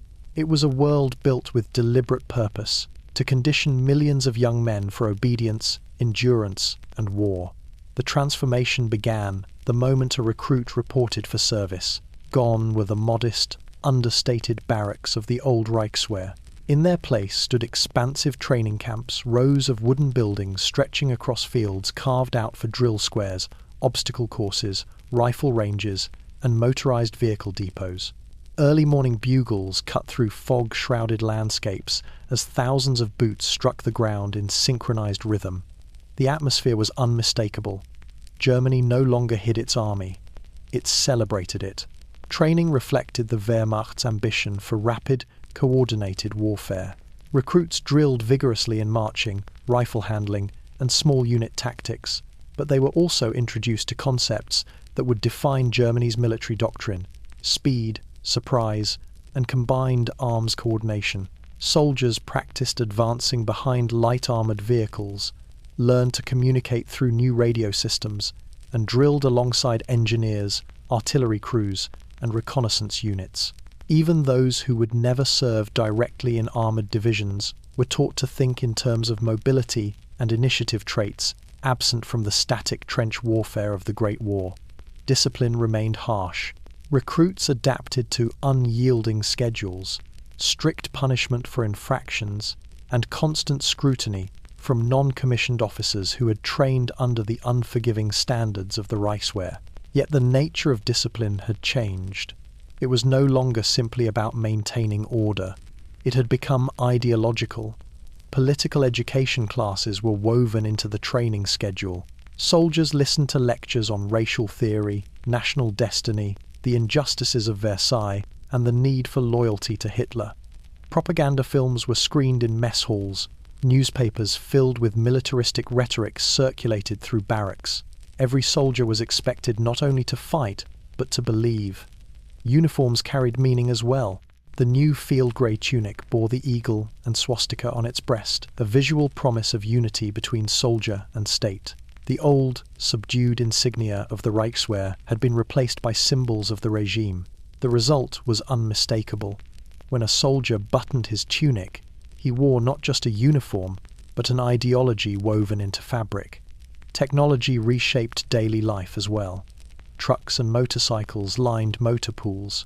Radios crackled in training yards. Mechanized columns rumbled across practice grounds as infantry marched beside them.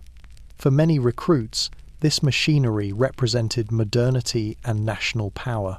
It reinforced the sense that Germany was not merely returning to military strength, it was forging a new kind of army.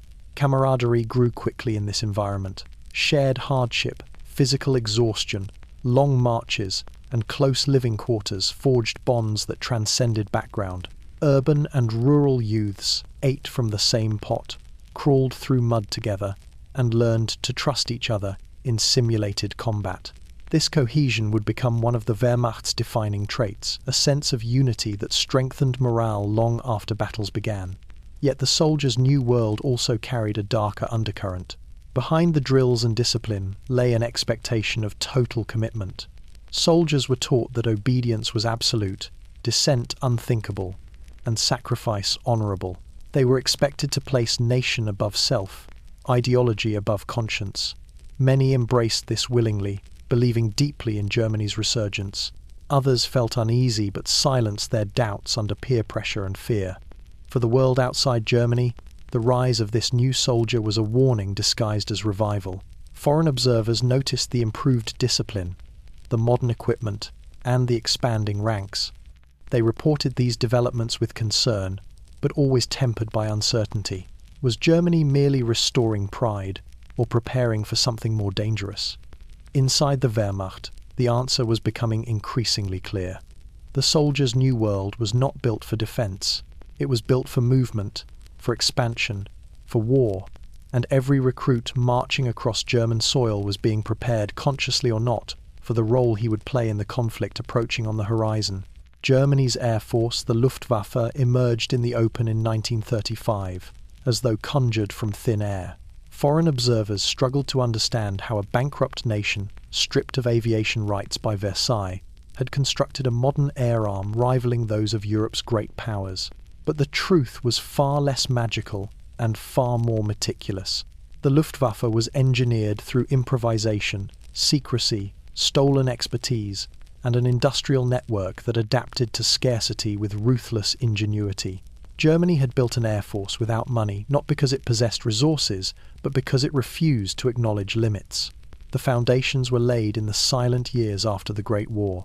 Versailles had shattered Germany's aviation industry. Airfields were closed, aircraft were destroyed or confiscated, pilots were grounded, but the knowledge remained. Engineers, mechanics, and aviators refused to let their skills die. They hid designs, saved tools, and joined civilian aeroclubs, where the line between recreation and preparation was thin enough to blur completely. Glider schools became the lifeblood of this quiet resistance. Across Germany's countryside, young men launched lightweight gliders from hills and cliffs, learning aerodynamics, stall control, and navigation. The world saw harmless sport. Germany saw potential pilots. Instructors whispered techniques beyond civilian need: controlled dives, steep thermals, emergency landings at high speed. By the early 1930s, thousands of Germans possessed the fundamentals of flight without ever touching an engine. Simultaneously, engineers at Messerschmitt, Heinkel, Junkers, and Dornier worked under the veil of commercial development. Their factories built mail planes, transport aircraft, and prototypes labeled as experimental. In reality, these designs were dual-use: civilian in appearance, military at heart. Airframes were strengthened for weapon mounts. Engines were tested for horsepower far beyond civilian requirements. Fuel systems were modified for rapid refueling. Every commercial innovation carried the DNA of a future fighter or bomber. Germany compensated for its financial limitations with creative engineering. When raw materials were scarce, designers used light alloys and innovative rivet systems. When engines were too expensive to mass produce, aviation schools trained pilots on underpowered models that forced precision flying. When funding ran low, manufacturers accepted MEFO bills, knowing the regime's secret financing scheme would one day pay them back. The Luftwaffe was forged not through wealth, but through a national willingness to push every borderline of legality, efficiency, and endurance. Pilots were trained abroad as well. In Soviet Lipetsk, a facility invisible on maps, German aviators practiced maneuvers impossible to learn at home. They flew real aircraft, performed combat drills, and developed tactics, later used in Poland, France, and the Soviet Union itself. When Lipetsk closed, those pilots returned to Germany as instructors, veterans of a secret air force long before the Luftwaffe had a name. Recruitment surged once the Luftwaffe became public.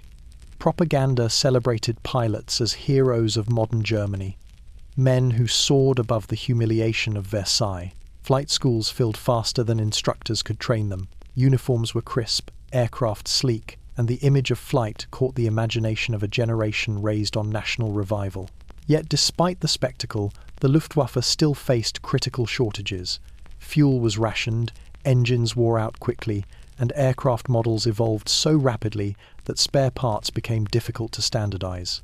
Workshops worked through the night, cannibalizing older planes to keep newer ones in the air. Pilots trained in tight circles, conserving fuel while perfecting formations. Efficiency became the Luftwaffe's doctrine out of necessity. Foreign powers underestimated German aviation for one crucial reason. They assumed a rearmed Germany would rearm slowly, cautiously, and within economic constraints. Instead, Germany rearmed recklessly, aggressively, and far beyond what its economy should allow. The Luftwaffe was the sharpest expression of that gamble, a powerful air force built on ingenuity, debt, and national desperation. By the time Europe realized the scale of German aviation, the sky above Germany was already crowded with engines that should never have existed. The Luftwaffe's birth was proof of one central truth. Germany had not rearmed because it had money. Germany had rearmed because it no longer accepted the idea that it needed money to wage war. Germany's armoured forces, the Panzerwaffe, did not begin with steel. They began with ideas. When Versailles banned tanks, it unintentionally pushed German officers to study armoured warfare more deeply than any nation allowed to own tanks ever did. For over a decade, Germany's future panzer commanders theorized, argued, and refined concepts on paper and in secret training grounds abroad. So when Hitler finally gave permission to build tanks openly, Germany was not starting from zero. It was starting from a decade of intellectual preparation, waiting to be forged into metal. The Reichswehr's most visionary officers saw the tank not as a lumbering support weapon, as many still believed after the Great War, but as the centerpiece of a new form of warfare, one that rejected trenches, embraced mobility, and combined speed, shock, and communication into a single striking force. Men like Heinz Guderian studied foreign doctrines obsessively, examining British experiments with mechanized units and the shortcomings of French armor deployment. But they went further. They envisioned divisions built entirely around movement, tanks supported by motorized infantry, engineers, artillery, and radio-equipped command vehicles that could coordinate attacks in real time. This doctrine existed long before the tanks themselves. When production finally began, Germany faced shortages of steel, engines, and money. Yet it also possessed something far more valuable: clarity of purpose. The early Panzer I and Panzer II vehicles were light, lightly armed, and in many ways inferior to foreign counterparts. But they were not expected to win battles alone. Their purpose was to train crews, test logistics, improve manufacturing, and refine tactics. Every flaw in these early models became a lesson, not a setback. Factories adapted rapidly. Assembly lines that had once produced tractors now churned out armoured hulls. Workers learned to weld armour plate, mount turrets, and install engines built for rugged manoeuvrability. Engineers revised designs, constantly thickening armour, improving suspension, enhancing engine reliability. Each new batch of tanks emerged slightly better than the last, evolving step by step toward the panzers that would later shock Europe. Training followed the same relentless pace. Recruits selected for armoured units were taught navigation, maintenance, radio operation, and gunnery. They trained in small crews inside cramped vehicles, developing trust and instinctive cooperation. Early exercises emphasized coordination between tanks and infantry, a concept ignored or resisted by many foreign armies, still haunted by trench warfare. Radio communication, rare in other militaries, became standard in German tanks, allowing units to shift, flank, and exploit openings with speed. Equally vital was the creation of a command culture that valued initiative. Officers were encouraged to think aggressively, to exploit opportunities without waiting for orders, and to coordinate combined arms operations fluidly. This mindset contrasted sharply with the rigid, hierarchical doctrines of many European powers. When the Panzer Corps finally saw action, it would fight not as isolated machines but as a synchronized, mobile organism. Logistics, often overlooked, became a science. Germany built repair shops, fuel depots, spare part networks, and specialized recovery vehicles designed to tow damaged tanks off the battlefield. Every kilometer of movement, every liter of fuel, was planned with military precision. The panzer divisions grew not just in size but in sophistication. Foreign governments underestimated these developments because they measured Germany's armored strength by counting tanks, not by studying doctrine, training, or organizational structure. They saw a nation with small light tanks and assumed Germany lagged behind. What they did not see was the intellectual machine behind those tanks, the crews trained for maneuver warfare, and the emerging doctrine of blitzkrieg taking shape in exercises across German fields. The creation of the tank corps was not a triumph of resources. It was a triumph of preparation, improvisation, and belief in a new kind of war. Germany built its armoured forces before it built its armoured vehicles, and by the time steel caught up with doctrine, the Panzerwaffe was poised to change the face of European warfare. Germany's rearmament on land and in the air drew the most attention, but beneath the surface literally another transformation was unfolding. The German Navy, broken by Versailles and stripped of its power, began to reawaken in the mid-1930s through a mixture of deception, engineering ingenuity, and political maneuvering. The story of the Navy's return is not just about ships or submarines. It is about a nation attempting to rebuild a maritime force while pretending it had no such ambitions at all. After the Great War, the Treaty of Versailles crushed the German fleet. Most of the Imperial Navy had been surrendered or scuttled at Scapa Flow.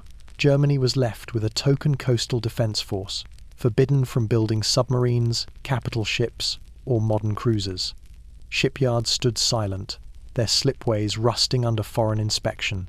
For years, naval officers trained on outdated vessels, studying foreign developments and dreaming of ships they were not allowed to command. But like the Reichswehr's officers and the early Luftwaffe's pilots, Germany's naval minds never stopped planning. Secret design bureaus preserved knowledge, drafting blueprints under disguised titles. Engineers studied foreign innovations. Retired officers met in quiet rooms to discuss what a future German fleet might look like if the opportunity ever returned. They envisioned submarines that could travel farther, dive deeper, and strike harder than their First World War predecessors. They imagined pocket battleships fast, heavily armed commerce raiders that exploited loopholes in the treaty's wording. All of this remained theoretical until Hitler's rise to power. The early 1930s provided the opening. Shipyards that had barely survived the economic depression were revived under the guise of merchant marine expansion. Workers built freighters, tankers, and passenger ships, many of which were designed with the structural strength to be converted into auxiliary naval vessels if needed. Meanwhile, naval architects quietly refined designs for new warships, confident that political winds were shifting. Germany's first overt break with Versailles at sea came through the construction of the Deutschland-class ships, sleek, fast, and heavily armed vessels that the world called pocket battleships. These ships pushed the boundaries of what the treaty allowed, technically conforming to tonnage limits while surpassing the firepower expected of vessels their size. They served as a message to the world. Germany was once again capable of building formidable warships, but the true revolution unfolded underwater. Even while submarines were forbidden, Germany never truly stopped developing them. Engineers worked with foreign companies, most notably in the Netherlands and Spain, using front companies to design U-boat prototypes. German officers quietly trained abroad.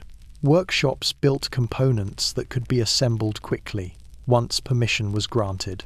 When Hitler openly rejected Versailles constraints, the U-boat program ignited instantly. Submarine hull sections rolled into shipyards that had been preparing for years.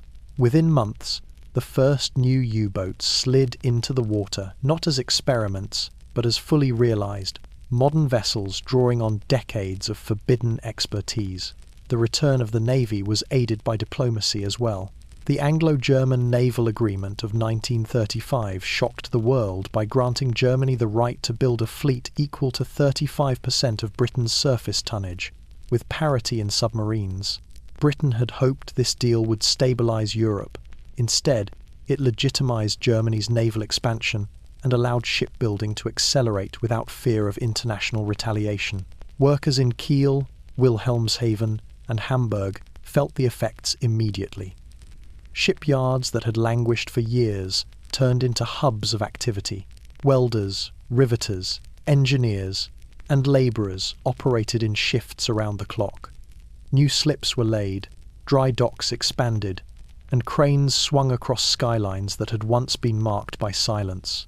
The Navy's rebirth provided jobs, pride, and propaganda fuel-proof in the eyes of the regime that Germany's humiliation at sea was ending. Yet, even as warships launched and U-boats slipped into the Baltic for trials, Germany's naval leadership understood their limitations. Their fleet could not yet challenge the Royal Navy head-on. Their strategy would have to rely on ambush, speed, commerce raiding, and the silent terror of submarine warfare. But the momentum was unmistakable. A navy that had been declared dead in 1919 was rapidly becoming a threat again. The world's attention remained fixed on German tanks and aircraft. Few realized that beneath the waves, an old rival had returned, rebuilt through patience, deception, and political boldness, preparing quietly for the battles that would soon erupt across the Atlantic. Building tanks, planes, and ships was only half the task. A modern army does not move without fuel, does not fight without ammunition, and cannot endure without a constant stream of shells, cartridges, grenades, explosives, and propellants. By the late 1930s, Germany's true struggle was not assembling weapons, it was feeding them. This was the munitions race, a frantic effort to produce the bullets and shells that would make rearmament meaningful, carried out by factories that were already operating at the edge of their physical limits. The munitions problem began with Versailles. The treaty had dismantled Germany's wartime production capacity. Weapons plants were dismantled, explosives depots were destroyed, and strict limits were placed on ammunition stockpiles. For a decade, Germany maintained only a token amount of cartridges and artillery shells, barely enough for training exercises. When Hitler began expanding the Wehrmacht, the military discovered a glaring gap. They had weapons, but not enough ammunition to use them. The regime responded with urgency. Ammunition plants were revived under new names to avoid attracting foreign attention. Chemical works produced explosive compounds. Metal processing facilities stamped cartridge casings. Industrial research centers developed propellants. As with tanks and aircraft, secrecy was the first stage. But once Hitler announced open rearmament, the disguise was no longer necessary. The munitions factories roared into open production. The scale of the challenge was enormous. Every rifle needed constant resupply. Every artillery piece consumed rounds by the hundreds in training alone. Machine guns devoured ammunition at terrifying speed. And with each expanding division, demand grew. Germany needed millions of cartridges every week, not in wartime, but in peacetime. Factories struggled. Skilled laborers were scarce. Raw materials were limited. Brass, steel, nitrates, and chemical precursors were rationed and fought over between competing plants. The 4-year plan dragged resources from other industries, starving civilian production. Workers found themselves operating machines without rest, stamping brass until their hands blistered, filling artillery shells in rooms that stank of explosive dust, and enduring long shifts under the gaze of supervisors who knew failure was not an option. Technology offered some relief. IG Farben, with its vast chemical empire, produced synthetic explosives and propellants to compensate for shortages. Steelworks refined alloys to create stronger cartridge casings. Engineers designed new machinery to automate previously manual steps. Efficiency improved because it had to. The army's appetite was growing too fast for traditional methods. Still, shortages persisted. Ammunition was rationed even within the Wehrmacht. Training exercises used reduced loads. Tank crews sometimes drilled without live ammunition to conserve. Stockpiles. Artillery batteries practiced with wooden rounds or fired fewer shells than doctrine required. Hitler demanded speed. Physics demanded patience. The factories struggled to satisfy either. Foreign intelligence agencies noticed the shift. Reports from diplomats and journalists indicated a sharp increase in Germany's consumption of nitrates and metals, clear indicators of munitions production. But again, the world hesitated. Germany insisted the production was defensive. Britain, hoping to avoid confrontation, accepted diplomatic explanations. France, though alarmed, was divided and politically fragile. And with no unified response from the great powers, Germany continued to accelerate. Inside the factories, workers developed a grim pride in their output. Propaganda films labeled them soldiers of steel and fire. Posters showed heroic factory laborers forging shells that would protect the fatherland. Few workers believed the slogans completely, but many clung to them anything to justify the exhaustion, the accidents, and the growing sense that the nation was racing towards something dark. By 1938, Germany had built stockpiles large enough to support a short, sharp war, the kind Hitler envisioned. Not a prolonged conflict, but a fast-moving campaign that would overwhelm opponents before ammunition shortages became fatal. It was a gamble, but like every gamble of the Nazi state, it relied on momentum, deception, and the hope that speed would compensate for structural weakness. The munitions race did more than fill warehouses. It revealed the truth of Germany's rearmament. A system stretched to its limits, fueled by urgency rather than stability, preparing not for endurance, but for impact. And with every artillery shell stacked, the nation moved one step closer to a war it was rapidly becoming incapable of avoiding. Germany's rearmament did not rely solely on factories, soldiers, or stolen time. It depended just as heavily on something less visible, but far more decisive: its scientists, engineers, chemists, mathematicians, and physicists. Long before the 1st Panzer Divisions rolled across borders or the Luftwaffe filled European skies, Germany mobilized its scientific community into a silent army, one tasked with transforming limited resources into technological advantage. This chapter of rearmament unfolded not in barracks or assembly lines, but in laboratories lit by cold lamps, where equations and experiments fueled the next generation of warfare. The scientific mobilization began cautiously. Under Versailles, research into military technology was restricted, monitored, and occasionally forbidden outright.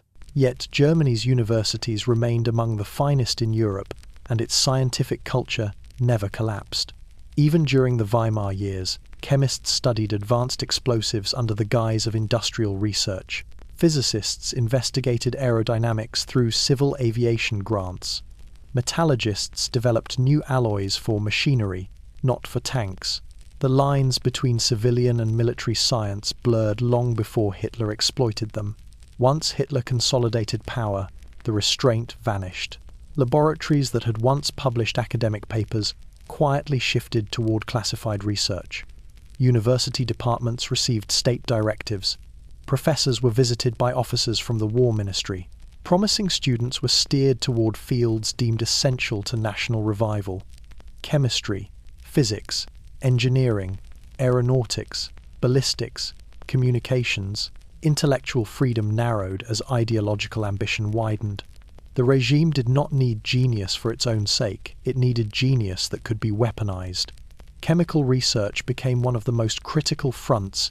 Germany's lack of natural rubber and oil forced scientists at IG Farben and other chemical giants to develop synthetic substitutes. Buna rubber emerged from this pressure, an artificial material born not from economic curiosity, but from military necessity.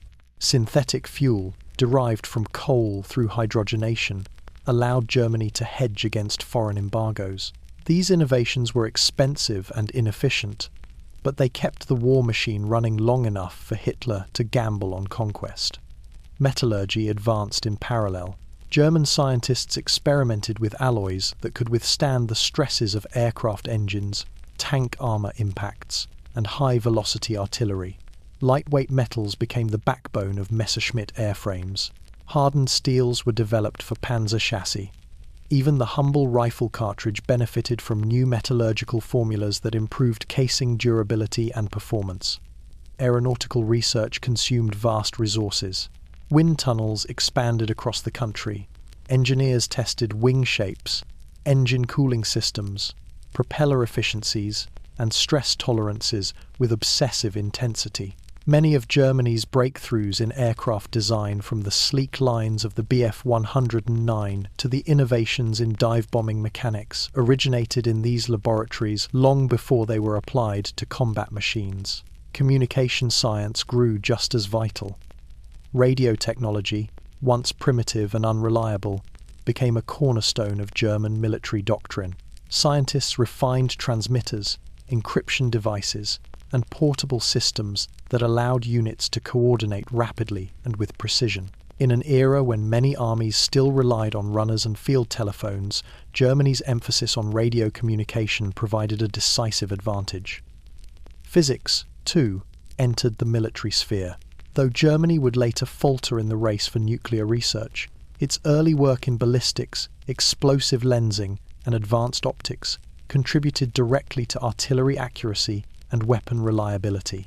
Even seemingly mundane technologies, rangefinders, binoculars, gun sights, were refined to levels unmatched by many of Germany's rivals. But mobilizing science came with a cost. Jewish scientists, who had formed a significant part of Germany's intellectual strength, were expelled under racial laws. Laboratories lost invaluable expertise.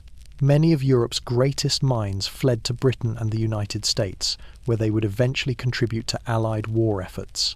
Hitler's ideological blindness weakened his scientific base at the very moment he demanded maximum innovation. Despite these contradictions, Germany's scientific mobilization achieved its purpose. It turned a resource-strapped nation into a technologically competitive military power. It provided substitutes where natural supplies were scarce. It optimized machinery where production was strained. It allowed the Wehrmacht to rely on speed, efficiency, and precision, the hallmarks of a modern army forged from limited resources. Science did not simply support rearmament, it made rearmament possible. In laboratories across Germany, equations replaced ammunition, experiments replaced battalions, and innovation bridged the gap between ambition and reality, pushing the nation closer to a war it was scientifically preparing to fight long before the first shots were fired. Long before German tanks rolled across borders, long before Europe understood the speed of the Wehrmacht, The foundation for its lightning advances was already being laid not in factories or barracks, but in concrete. The Autobahn, celebrated in propaganda as a triumph of engineering and national revival, was more than a highway system. It was a militarized infrastructure project disguised as civilian progress. Behind its sleek curves and sweeping bridges lay a strategic purpose: to give Germany the mobility it lacked in the First World War and the logistical backbone it would need for the next one. The idea of a nationwide road network predated Hitler. Engineers had proposed modern highways for decades, but economic collapse and political instability stalled every attempt. When Hitler seized power, he resurrected the concept with theatrical enthusiasm, presenting the Autobahn as proof that the new Germany embraced modernity, efficiency, and employment. Speeches praised the roads as tools of unity, connecting cities and regions in a Germany renewed. Workers were shown smiling in newsreels as they cleared earth, laid rebar, and poured concrete under the open sky. To the public, the Autobahn symbolized national recovery. To the military, it symbolized preparation. The Reichswehr and later the Wehrmacht understood immediately what the Autobahn represented: a strategic network capable of supporting fast troop movements across vast distances.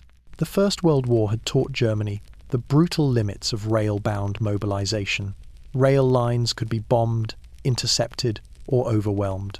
Armies that relied solely on trains moved slowly, predictably, and with logistical fragility. The next war, as German planners envisioned it, would depend on mechanization, speed, and maneuverability, the exact characteristics the Autobahn quietly provided. Engineers designed the highways with this dual purpose in mind. The lanes were wider than necessary for civilian vehicles, built to accommodate tanks, artillery tractors, and columns of military trucks. Curves were long and shallow to permit high-speed movement of heavy equipment. Bridges were constructed with reinforced load-bearing capacity, far beyond the needs of normal traffic. Even the spacing of rest areas and interchanges reflected military logic, allowing rapid dispersal of units to rural routes if needed. During construction, military officers visited work sites disguised as engineers or transportation officials. They reviewed grade tolerances, bridge arches, and soil pressures. They ensured that sections critical to mobilization could bear armored divisions without structural failure. Civilian architects often sensed the hidden purpose. Some welcomed it, others quietly feared it, but the regime tolerated no questions. National pride overshadowed doubts. The Autobahn also served another quiet purpose: employment. Years of economic depression had left millions jobless. By hiring them for road construction, the regime reduced unemployment dramatically, but only temporarily. Many workers were later funneled into military service or armaments factories. The roads they built became the same roads their divisions would later travel. For Hitler, the Autobahn was a propaganda triumph. Mass rallies celebrated its opening sections. Photographs showed him leaning over maps, presenting the highways as gifts to the German people. Foreign visitors marveled at the scale and speed of construction. Few noticed the military calculations embedded beneath the aesthetics. By the late 1930s, as rearmament accelerated, the Autobahn began to reveal its true purpose. Motorized divisions trained on long stretches of road. Luftwaffe units practiced rapid redeployment between airfields. Supply trucks rehearsed nighttime convoys. Engineers simulated destruction and repair scenarios. The infrastructure had become part of the war machine, a silent instrument of mobility that made Germany's fast, coordinated operations possible. Foreign governments, watching from afar, interpreted the Autobahn as a sign of German recovery. They wrote articles about modern engineering, efficient labor management, and improved transportation. They praised the aesthetic design. What they did not understand was how these roads would allow Germany to bypass the static, trench-era assumptions of the previous war. They did not see the columns of armor that would soon thunder across borders using these same routes. When war finally began, the Autobahn proved its value. Panzer divisions surged forward with a speed that shocked military observers. Supply trucks kept pace. Medical units, signals detachments, and engineering teams moved as a single mechanized organism. All of it was enabled by roads built years earlier under the guise of national unity. The Autobahn was not merely infrastructure, it was foresight poured in concrete, a weapon shaped like a highway, a weapon that would help Germany wage a kind of war the world had not yet learned how to stop. By the late 1930s, Germany's rearmament machine was still accelerating, but the economy beneath it was cracking. Steel mills roared, factories ran without pause, and new divisions formed every month. Yet the entire system relied on something Germany no longer had: foreign currency. Dollars, pounds, francs, and gold were the lifeblood of imports Germany could not produce. At home, oil, rubber, specialized metals, machine tools, and chemical precursors. Without them, tanks stalled, aircraft engines seized, and ammunition lines went silent. And by 1937, those reserves were almost gone. This was the foreign exchange crisis, the moment when Hitler's rearmament threatened to collapse under its own weight, not because of political pressure or foreign resistance, but because Germany simply lacked the money to buy what it needed from abroad. For years, the regime had disguised its financial weakness behind mefo bills, barter agreements, and manipulated statistics. But these tricks could not conjure rubber from thin air or replace the oil Germany burned through at alarming rates. Hard currency flowed out faster than it flowed in. Imports surged. Exports stagnated. The economy was overheating, and the military's demands were insatiable. Inside government ministries, alarm spread quietly. Reports reached Goering and Hitler warning that Germany had only weeks of foreign currency reserves left, not months. If nothing changed, key factories would shut down, ships would sit empty in docks, and the entire rearmament timetable would collapse. Yet publicly, the regime projected confidence. Newspapers hailed industrial triumphs. Propaganda films showed Germany as self-sufficient and unstoppable. Only a small circle of officials understood how close the system was to failure. Goering responded with the blunt force of the 4-year plan. He tightened controls on imports, slashed civilian consumption, and diverted resources from consumer goods into the military economy. But these measures offered only temporary relief. Germany's dependency on foreign materials was too deep to ignore. This crisis forced the regime to confront a truth it had long dismissed. Germany could not sustain a long rearmament program without expanding beyond its borders. The economy had limits, and those limits were rapidly approaching. Military leaders feared shortages that would cripple readiness. Industrialists warned of supply bottlenecks.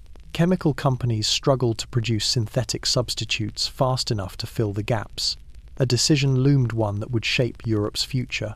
Hitler had always intended expansion, but now the timing was no longer ideological or strategic, it was economic. The looming collapse of foreign exchange reserves transformed territorial ambition into necessity. Annexations, seizures, and economic absorption of neighbouring states became not just political goals but economic lifelines.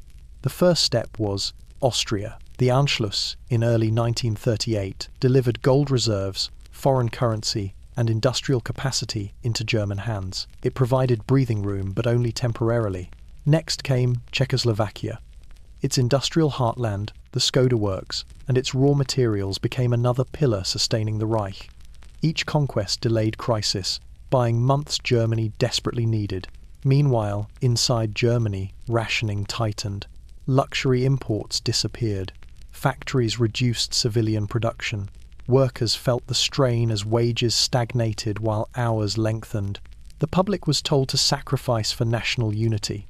The truth was that the economy stood one shortage away from breakdown. Foreign governments misread these signs.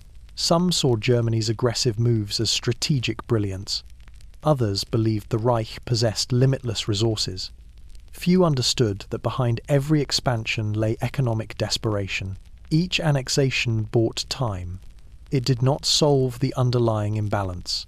By 1939, Germany's rearmament was still accelerating, but only because the regime had turned toward expansion to keep the economy alive. War had shifted from a distant threat to an unavoidable outcome. The foreign exchange crisis did not stop Germany's rise. It pushed it forward faster, more aggressively, and with a sense of urgency that made conflict not just likely, but inevitable. Germany no longer rearmed to prepare for war. Germany rearmed because without war, the system would collapse. By the time Germany's rearmament became impossible to hide, Europe faced a choice: confront Hitler early, when the Wehrmacht was still fragile, or look away and hope the storm would pass. It chose the latter. Not out of ignorance, diplomats and intelligence officers warned repeatedly that Germany was rebuilding its military at alarming speed, but out of fear, exhaustion, political weakness, and a profound desire to avoid another war. This chapter of history is not only about German ambition, it is about European hesitation. The First World War had left a psychological crater across the continent. Britain and France had sacrificed millions of lives in trenches that swallowed youth and hope. The memory was not distant. It lived in the scars on veterans' faces, in cemeteries spread across Europe, in families who still mourned sons lost 20 years earlier. For many leaders, the idea of fighting Germany again was unthinkable. Their fear was not just of German tanks, but of repeating the horror that had nearly destroyed their societies. Economically, Europe was shattered. The Great Depression had wrecked budgets, crippled industries, and pushed governments toward austerity. Britain struggled with mass unemployment. France faced political unrest and collapsing coalitions. Neither nation felt financially or politically strong enough to mobilize against a threat that still seemed distant. Rearmament was expensive. Diplomacy, by contrast, was cheap and comforting. There was also a prevailing belief that Hitler could be managed.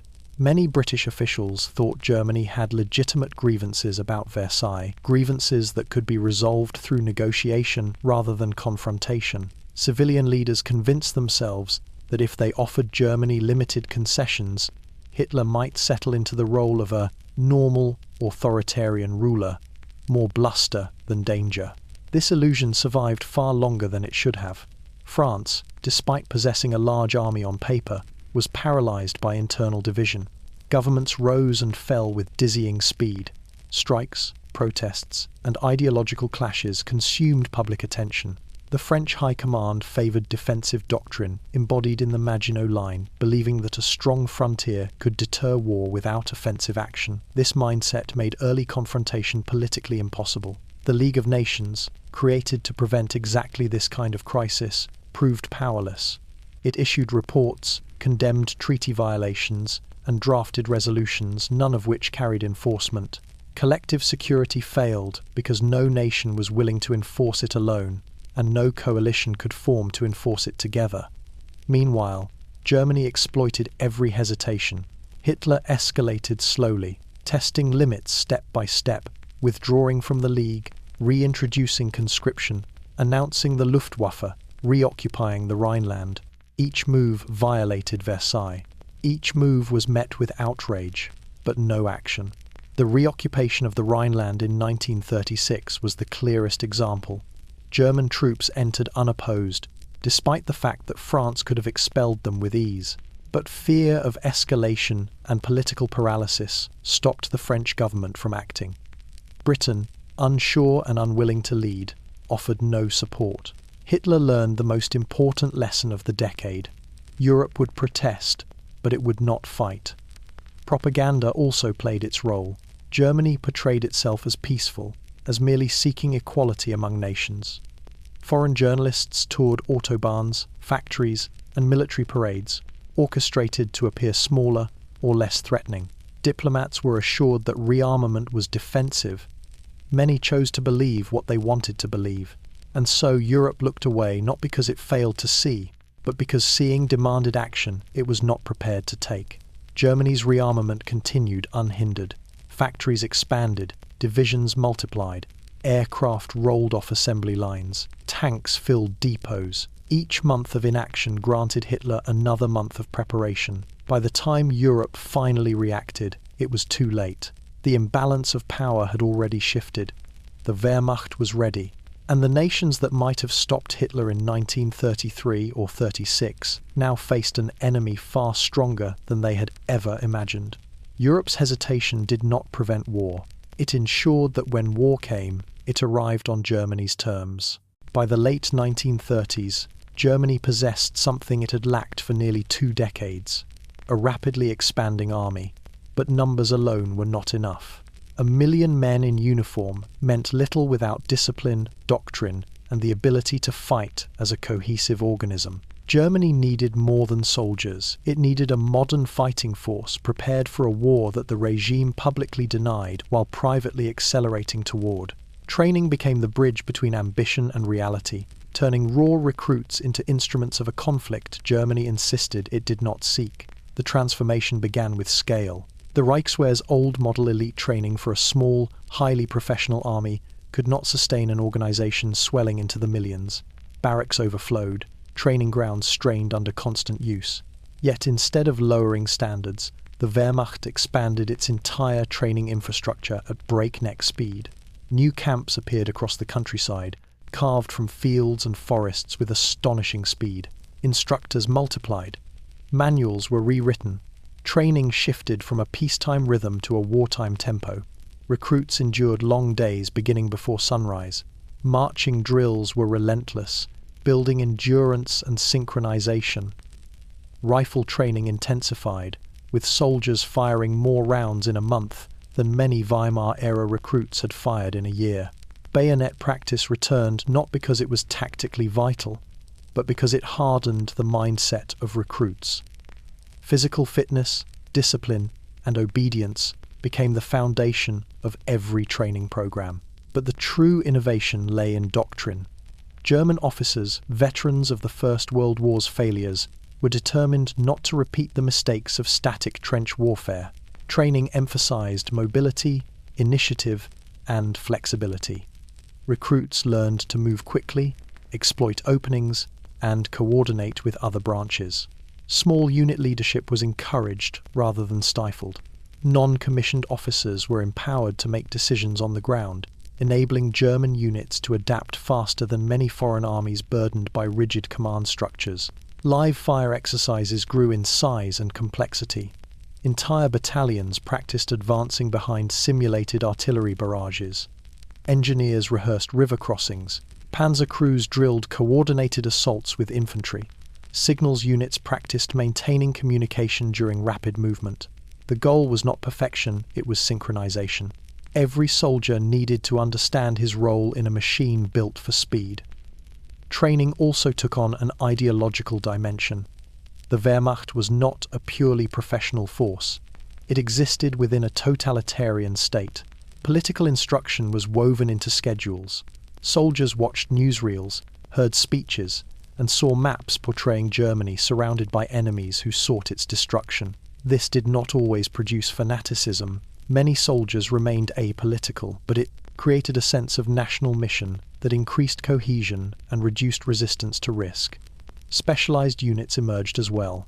Mountain troops trained in the Alps, scaling icy cliffs and practicing combat at altitude. Motorized infantry rehearsed rapid redeployment across the Autobahn.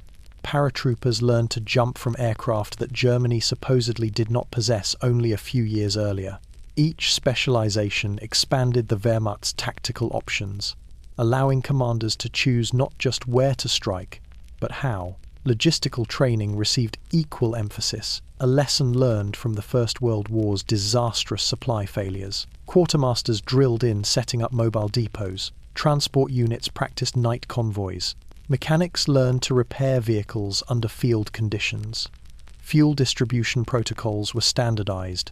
Germany's emerging doctrine of fast, deep penetration required logistics that could keep pace, and training reflected that urgency. Yet the system had flaws. Rapid expansion meant many instructors were inexperienced. Some recruits entered service with barely adequate preparation. Equipment shortages forced soldiers to train with wooden rifles or outdated gear. But the Wehrmacht compensated through intensity, improvisation, and an unwavering commitment to readiness. The expectation was clear. When war came, soldiers would adapt quickly, regardless of the imperfections in their preparation. Foreign observers noted the changes, but often misinterpreted them. They saw parades, not field exercises.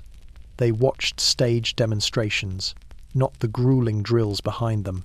Reports described German soldiers as disciplined, but assumed they were no better trained than their French or British counterparts. They overlooked the fusion of doctrine, speed, and initiative being ingrained into every recruit. By 1938 and 1939, the Wehrmacht was no longer an army of expansion, it was an army of execution. Its soldiers were not preparing for a hypothetical conflict. They were preparing for a war that the regime insisted did not exist, even as it moved ever closer. Germany trained an army for a future it pretended to avoid, and in doing so, it built a force ready to unleash the very war that Europe still hoped diplomacy could prevent. Germany's rearmament was not sustained by factories alone, or by barracks filled with disciplined recruits. It was also driven by something far more subtle, far more pervasive. A propaganda machine engineered to reshape public perception, unify national will, and conceal the true scale of military expansion. While the Wehrmacht built its divisions and the Luftwaffe filled the skies, Joseph Goebbels built something equally powerful, the myth of a peaceful Germany forced into strength. Without this myth, rearmament would have met resistance. With it, the nation marched forward willingly. Propaganda did not begin with posters or newsreels. It began with narrative control. Newspapers, once diverse and politically divided, were consolidated under state influence. Editors received daily directives instructing them on what to print and what to ignore. Reports of shortages, budget strains, or industrial accidents disappeared. Articles praising military training, technological advancement, and national renewal filled every page. By the mid-1930s, the press had become an extension of the regime, a tool used to transform rearmament from a political gamble into a patriotic duty. Cinema took propaganda even further. Newsreels played before every film in every theatre, showing footage of Hitler inspecting troops, smiling workers forging steel, and sleek aircraft soaring over sunlit fields. The imagery was carefully curated. Soldiers looked confident, officers looked composed, and the military appeared modern, efficient, and defensive. Factories were shown as places of pride and communal achievement, not exhaustion and fear. Even mundane scenes, mechanics tightening bolts, recruits marching across parade grounds, were framed as symbols of national rebirth. Radio became the most powerful weapon of all. Cheap receivers were sold or distributed across Germany, ensuring that Goebbels's voice could reach living rooms, cafes, and workplaces. Broadcasts celebrated the Wehrmacht's growth as the restoration of German dignity. Programs emphasized unity, sacrifice, and vigilance. Citizens were told that Germany sought only fairness, that other nations plotted to keep it weak, and that rearmament was both necessary and just. When the Luftwaffe was announced, when conscription returned, when the Rhineland was reoccupied, the radio softened each shock with reassurance. Schools played their own role. Students learned a version of history that portrayed Germany as a victim of foreign aggression, unfair treaties, and international humiliation. Physical education intensified. Boys trained with mock rifles. Teachers spoke of duty, honor, and sacrifice. Militarism seeped into childhood long before uniforms were worn. Youth organizations, the Hitler Youth and League of German Girls, became instruments of ideological conditioning. By the time these children became soldiers, their worldview had already been shaped to accept rearmament as destiny. Propaganda also served another crucial purpose. It concealed weakness. Shortages of fuel, materials, or foreign currency never reached the public. Accidents in tank factories were buried. Failures in aircraft tests were never mentioned. Even as the regime struggled to keep pace with its own ambitions, the population saw only progress. This illusion was vital. A nation aware of economic collapse or military strain might lose confidence. A nation convinced of constant success would continue supporting the regime's risks. Internationally, propaganda attempted to present Germany as peaceful and reasonable. Foreign journalists were given orchestrated tours of model factories and training grounds. Officers posed for photographs beside outdated equipment to give the impression of limited capability. Parades were designed to appear modest. Germany insisted repeatedly that it wanted peace, that its actions were defensive, and that its expansion was simply the restoration of rights unjustly removed. Many foreign observers, desperate to avoid conflict, accepted this narrative without question. Within Germany, dissent became impossible. Propaganda did not merely persuade it isolated. Those who doubted rearmament felt alone, unsure whether their concerns were shared. Public enthusiasm appeared unanimous because the state crafted it meticulously. In this environment, silence seemed like agreement, and agreement seemed like national unity. By the late 1930s, propaganda had done more than shape opinion. It had forged identity. Germans saw themselves as a people rising from humiliation, supporting a leader who had restored strength and preparing not for conquest, but for survival. The regime's lies were persuasive because they were framed as hope, and hope is a powerful weapon. The propaganda machine did not simply justify rearmament. It made rearmament unstoppable, turning a militarized state into a nation convinced that its future depended on marching forward, no matter the cost. Without propaganda, Germany might have questioned the road it was on. With it, the nation marched willingly toward the war its leaders were already preparing to unleash. By the late 1930s, Germany's rearmament had transformed from a strategic program into an obsession. It no longer operated within the limits of economic logic, military prudence, or diplomatic caution. It consumed everything: labor, resources, industry, science, propaganda, and national identity. As the Wehrmacht swelled, the Luftwaffe expanded, and the Panzer Corps multiplied, one truth became undeniable. Germany was mortgaging its entire future for military power. Rearmament was no longer a policy. It was a national condition. The pressure began at the top. Hitler demanded speed, scale, and readiness far beyond what Germany's fragile economy could sustainably support. Goering, tasked with enforcing the four-year plan, ruled industrial output through fear and improvisation. Every ministry bent toward the same objective. Every company bidding for contracts joined a war economy in all but name. The regime set production quotas that ignored shortages and dismissed technical realities. Failure was not merely unacceptable, it was dangerous. Factories became battlegrounds of urgency. Steelworks operated around the clock, their furnaces never cooling. Chemical plants stretched their machinery to exhaustion, producing synthetic fuel, explosives, and rubber substitutes. Munitions factories expanded into crowded towns, their workers breathing dust from propellant powders until their clothes smelled of cordite. Each new order outpaced the previous one. Each attempt to meet quotas pushed the system closer to breaking. The human cost was immense. Workers endured brutal schedules with minimal rest, often performing dangerous tasks without adequate protection. Accidents were frequent but rarely reported. Wages stagnated even as expectations soared. Skilled labor shortages forced companies to employ younger apprentices, elderly craftsmen, and women with little experience in heavy industry. Productivity rose, but so did exhaustion. At the same time, economic distortions deepened. Consumer goods became scarce. Civilians waited months for basic items like shoes, sugar, and household tools. Coal shortages caused power cuts in residential districts, even as factories continued running at full capacity. Inflation simmered beneath the surface, suppressed only by authoritarian controls. Barter agreements replaced traditional trade. Imports of essential materials depended on rapidly dwindling foreign reserves or on political coercion abroad. Goering's solution was simply to demand more. More synthetic production, more labor, more improvisation. The four-year plan evolved into an increasingly desperate attempt to overcome physics with ideology. When Germany lacked oil, it built synthetic plants that consumed vast coal supplies. When it lacked rubber, chemists worked around the clock to produce inferior synthetic substitutes.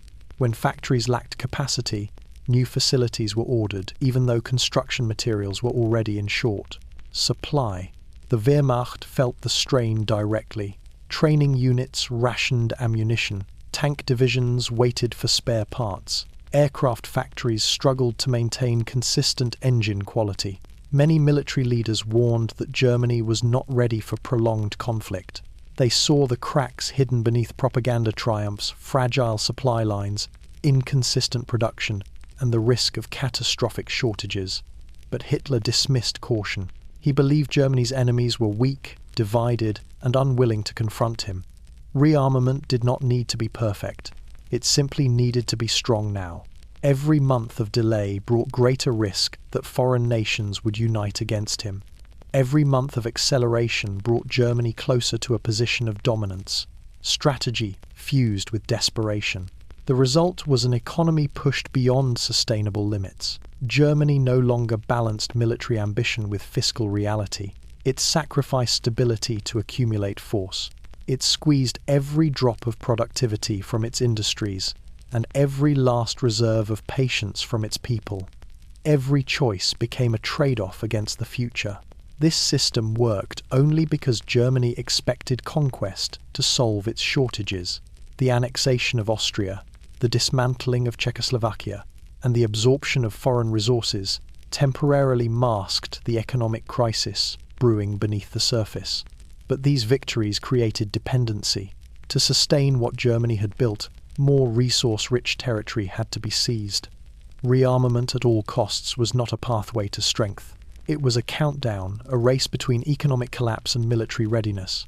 Germany had built a war machine so large and hungry that only war itself could keep it alive. By the late 1930s, Germany existed in two economic realities. One was public, carefully staged, proudly displayed, and endlessly praised in propaganda. It showed a nation revived, unemployment vanished, factories thriving, and prosperity returning after years of humiliation. The other was hidden an underworld of debt, shortages, improvisation, and financial manipulation so vast that even many German officials did not fully understand how precarious the system had become.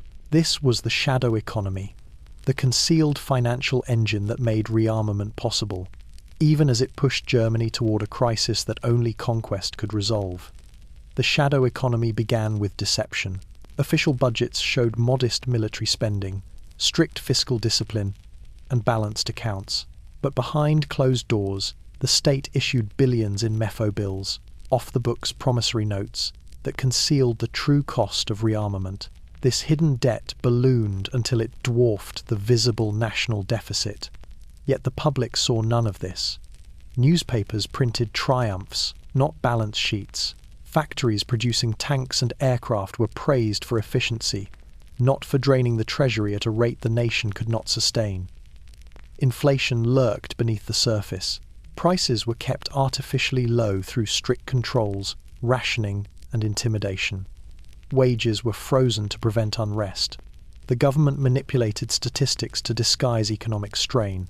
Any reporter who attempted to expose shortages faced censorship. Behind the facade of stability, the currency strained under pressure, and the value of the Reichsmark deteriorated quietly, held together more by fear than by financial strength. Barter became a crucial lifeline. Germany lacked the foreign currency needed to buy essential raw materials, so it turned to bilateral trade deals, exchanging machine tools for Romanian oil, chemicals for Yugoslav livestock, or manufactured goods for Brazilian cotton. These agreements kept factories supplied, but cut Germany off from global markets. The economy narrowed into a rigid, inflexible system, where shortages in one sector rippled instantly through the entire structure. Inside Germany, rationing crept into daily life even before war began. Meat, fat, and sugar thinned on store shelves. Leather became scarce. Shoes were patched and repatched. Coal deliveries fluctuated. Civilians quietly adjusted, telling themselves it was temporarily necessary for national revival. Many believed the propaganda. Others felt the strain but kept silent. Dissent had become dangerous. Meanwhile, the military absorbed everything. Steel was diverted from civilian construction to tank factories. Aluminum was siphoned from consumer goods to aircraft production. Chemical plants prioritized explosives and synthetic fuel. The regime labeled these shortages as patriotic sacrifices, but in reality, they were symptoms of an economy stretched to breaking. Corruption grew within this shadow system. Powerful industrialists secured favorable contracts. Party officials diverted resources for personal gain. Black markets flourished despite harsh penalties.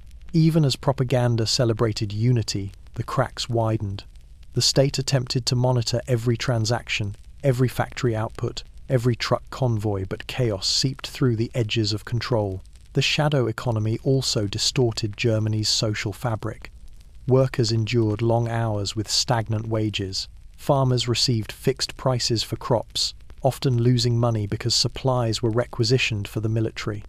Middle-class families struggled to afford basic goods. Yet the regime portrayed any complaint as unpatriotic.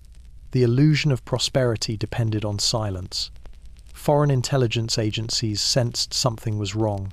Reports noted inconsistencies in German economic data, unexplained shortages, and the sudden expansion of barter-based trade. Some analysts concluded that Germany's economic strength was overstated, but others argued that the shadow economy indicated a nation preparing for total war. In truth, both were correct. Germany was strong on the surface and weak underneath, powerful yet fragile, ambitious yet unstable. By 1938 and 1939, the shadow economy had grown so large that it could no longer be managed indefinitely. Debt piled up. Imports depended on political intimidation. Synthetic substitutes strained chemical plants to their limits. The entire system teetered on the edge of collapse. Hitler understood this perhaps better than anyone. He knew the economy could not sustain rearmament much longer. He knew Germany needed resources, markets, and plunder. He knew the shadow economy had an expiration date, and so rearmament was no longer about preparation. It had become the trigger for expansion. Germany did not just drift into war. Its hidden economy pushed it there, one shortage at a time. By the late 1930s, Germany's rearmament machine was running at full speed and running out of road. Every factory expansion, every synthetic plant, every tank assembly line had bought the regime time, but none had solved the underlying crisis. Germany needed resources it did not possess: oil, grain, metals, rubber, and room to maneuver. The shadow economy was collapsing under the weight of its own contradictions. The nation had built a massive army, but that army could not be sustained without new sources of wealth. Behind closed doors, military planners, economists, and Nazi leaders reached the same conclusion. Germany would need to march east not because of ideology alone, but because rearmament had made it unavoidable. The seeds of this decision had been planted years earlier. In Mein Kampf, Hitler had promised expansion into Eastern Europe, Lebensraum, living space, drawn from land the Slavic peoples supposedly did not deserve. But ideology alone did not determine the timing. What transformed ambition into urgency was economics. By 1938, Germany's foreign reserves were nearly exhausted. Synthetic fuel plants strained to meet the Luftwaffe's needs. Grain imports surged as the population grew. Raw material shortages worsened with every division raised. Rearmament had created a military giant sitting on an economic fault line. The German leadership understood the stakes. Reports from the four-year plan office warned that without new supplies of oil, iron, and food, the economy would collapse within months. Generals cautioned that maintaining the army at its current size was impossible unless Germany expanded its resource base. Industrialists lobbied for foreign assets and territories rich in minerals.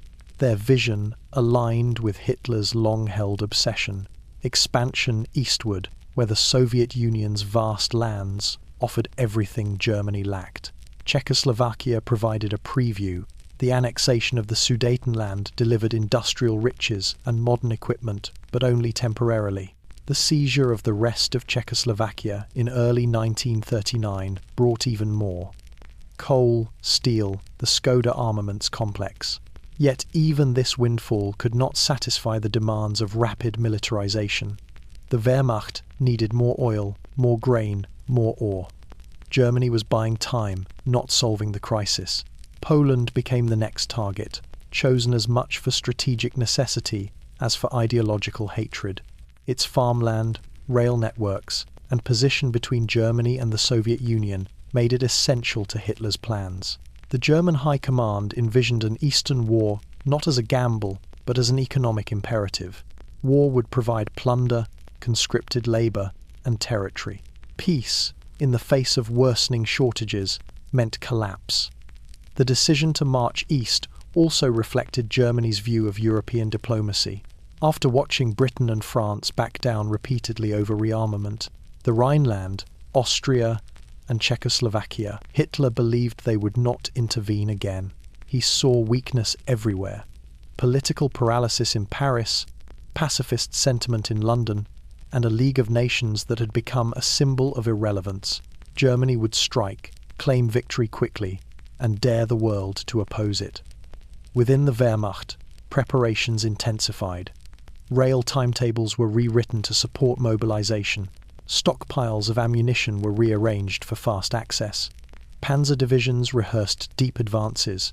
Luftwaffe squadrons studied Polish terrain from reconnaissance photos. Training intensified further, blending speed with aggression. Soldiers were told nothing explicitly, but the direction was unmistakable. They were preparing for war in the East. Propaganda softened resistance at home. Newspapers portrayed Eastern Europe as unstable, dangerous, and hostile. Radio broadcasts framed Poland as unreasonable, aggressive, and ungrateful for German concessions. Schools taught that German destiny lay in reclaiming eastern lands lost after the Great War. Step by step, the population absorbed the message that expansion was not only justified, it was essential.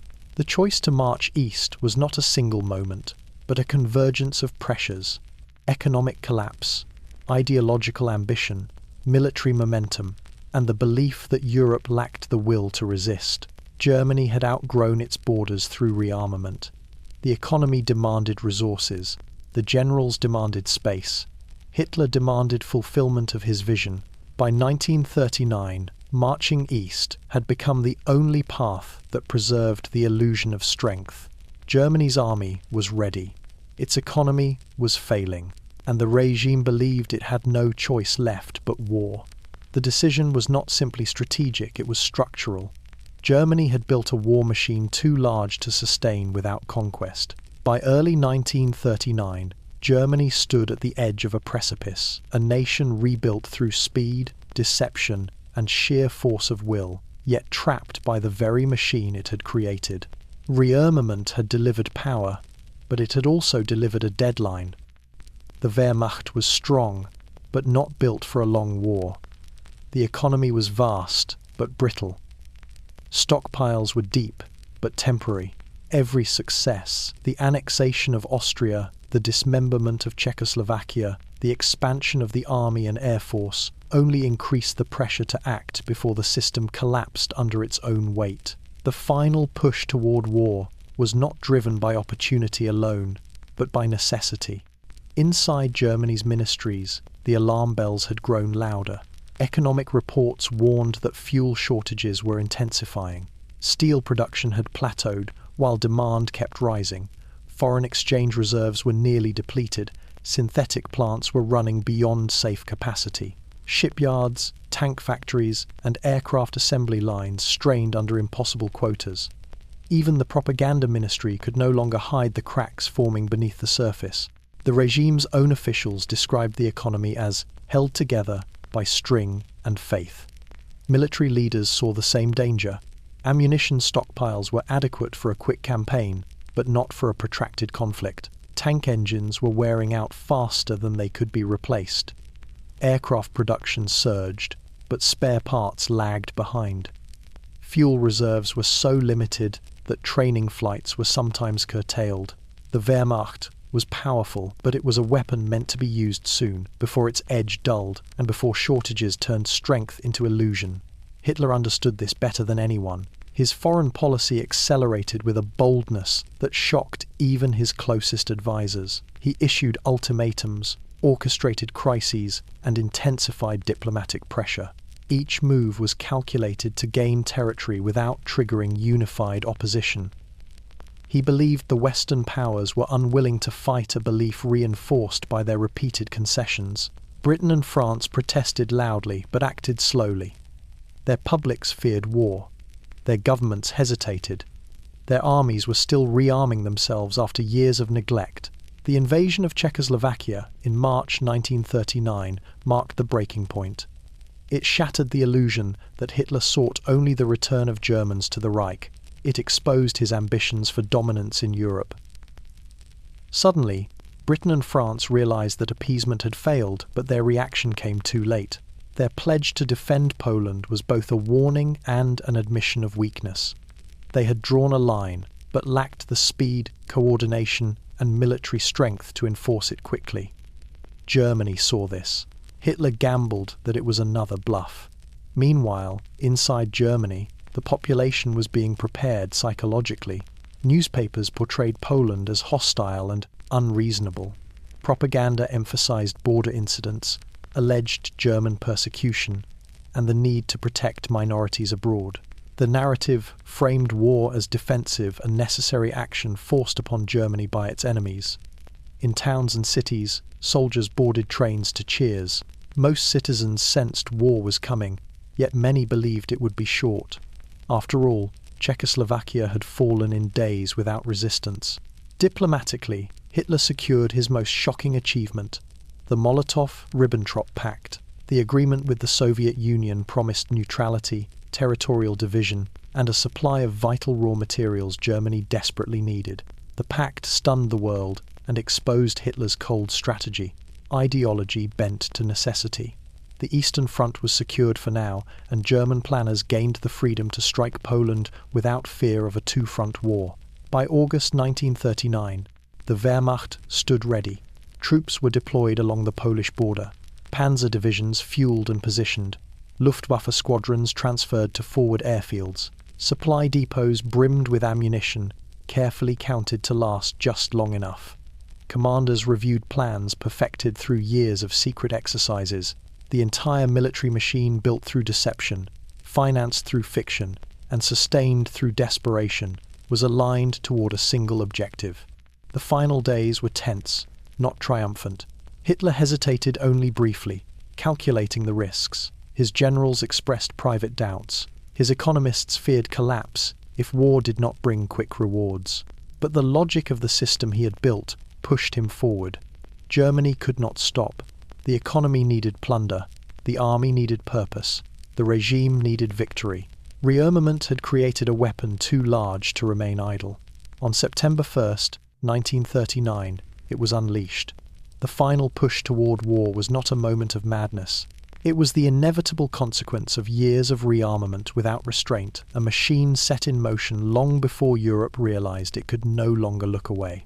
On the morning of September 1st, 1939, Europe awoke to a sound it hoped never to hear again, the roar of engines, the thunder of artillery, and the crack of rifle fire echoing across the Polish countryside. The storm that had been gathering for years finally broke, and it broke with devastating precision. Germany's invasion of Poland was not just a military operation. It was the unveiling of the rearmament machine the Reich had spent half a decade constructing in secret, in defiance, and in desperation. What the world witnessed in those first hours was the culmination of every tank built, every pilot trained, every factory overworked. A war designed to be fast, overwhelming, and decisive. The attack began before dawn.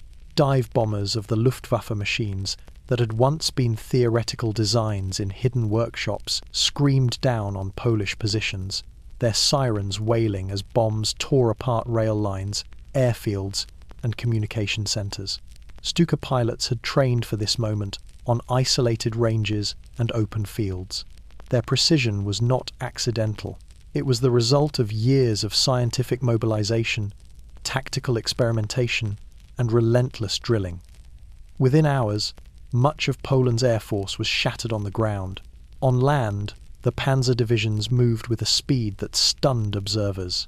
These were not the massive tanks of later years, but light and medium vehicles whose strength lay in coordination, not armor. Radio operators relayed orders in real time, allowing units to adjust instantly as conditions changed. Infantry rode in trucks, not on foot. Artillery units advanced close behind the armor, ready to support breakthroughs. Engineers bridged rivers and cleared obstacles in record time. The German army was not yet the juggernaut it would become, but in Poland it revealed a revolution in warfare, mechanized momentum, replacing the slow grind of attrition. The Polish army fought with courage, but it had neither the mobility nor the equipment to counter Germany's tempo. Many Polish units relied on horse-drawn artillery. Communication was slow, aircraft were outdated, tanks were few and dispersed. The Wehrmacht exploited every weakness. While Polish soldiers maneuvered toward expected battle lines, German forces were already behind them, encircling positions and severing escape routes. Cities that assumed they had days to prepare found German columns at their gates within hours. Yet the invasion was not merely a test of military theory, it was a demonstration of political calculation. Hitler believed Britain and France would not honour their pledge to defend Poland. For days, the world held its breath. Radio broadcasts crackled with speculation, diplomats exchanged frantic cables, and in Berlin, Hitler waited to see whether rearmament had bought him not only military superiority, but diplomatic paralysis. 2 days later, the declarations came. Britain and France announced they were at war with Germany. Yet, even then, the Western powers did not attack. The months that followed later, called the phony war, revealed a grim truth. Germany had prepared for war. Europe had not. Inside Germany, the propaganda machine celebrated swift victories. Films showed parades of captured Polish troops, the Luftwaffe soaring over conquered cities, and German soldiers handing out bread to civilians. Carefully staged scenes designed to portray the invasion as orderly, justified, even humane. The reality was harsher. Refugees filled the roads, towns burned, entire communities were uprooted. Behind the Wehrmacht's disciplined advance came SS units tasked with enforcing racial policies and political purges. The war in Poland was both a military conquest and the beginning of something far darker. For the Wehrmacht, Poland was proof of concept.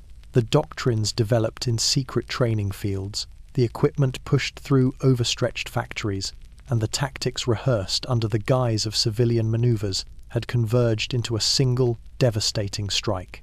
Germany had demonstrated the kind of war it intended to wage, fast, coordinated, and merciless in its execution. Yet beneath the triumph lay the same fragility that had driven rearmament. Fuel shortages loomed, vehicles wore down faster than expected, ammunition stockpiles dipped alarmingly. Poland had been defeated quickly, but it had taken a toll. Germany's war machine was powerful, but not inexhaustible. It needed rest, resources, and plunder to sustain momentum. The storm that broke over Poland did not end there.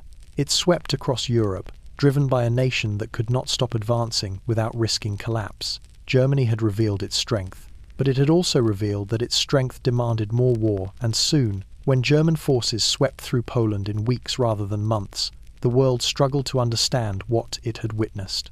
Military planners in London, Paris, and Moscow debated whether the victory came from Polish weakness or German strength. Few understood that Poland had been the laboratory where a new form of warfare, later called blitzkrieg, had moved from theory to execution.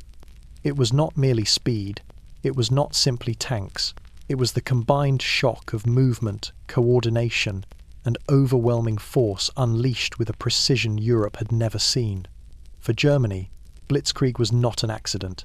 It was the product of rearmament, forged under pressure, doctrine refined in secrecy, and a military push to innovate by necessity. The foundation of blitzkrieg lay in communication. German tanks were not the strongest or most heavily armoured in Europe, but they carried radios, a luxury other armies rarely provided. This meant German commanders could react instantly to changing battlefield conditions. A stalled column could redirect, a breakthrough could widen, a flank could fold inward and trap entire divisions. Mobility became intelligence, and intelligence became momentum. The Luftwaffe provided the second pillar. Aircraft were synchronized with ground units through meticulous planning. Reconnaissance planes transmitted real-time intelligence. Stuka dive bombers struck enemy concentrations with terrifying accuracy, clearing paths for advancing armor. Fighters protected bombers and disrupted enemy attempts to regroup. It was warfare conducted in layers, air shaping the battlefield, armor punching through, and infantry securing the gains. The coordination was not perfect, but compared to the rigid, compartmentalized doctrines of other armies, it seemed revolutionary. Artillery, often overlooked in narratives about blitzkrieg, played a crucial role. German light artillery advanced closely behind infantry, providing rapid-fire support that kept momentum alive. Heavy batteries targeted enemy strongpoints, railways, and communication hubs. Instead of long barrages that consumed hours and thousands of shells, hallmarks of the First World War, German artillery delivered concentrated bursts that softened resistance just enough for tanks and infantry to exploit. Behind the front lines, logistics teams scrambled to keep pace. Fuel trucks raced along narrow roads scraped with tank tracks. Mechanics worked in fields lit by lanterns, repairing engines that groaned under constant movement. Field kitchens advanced daily.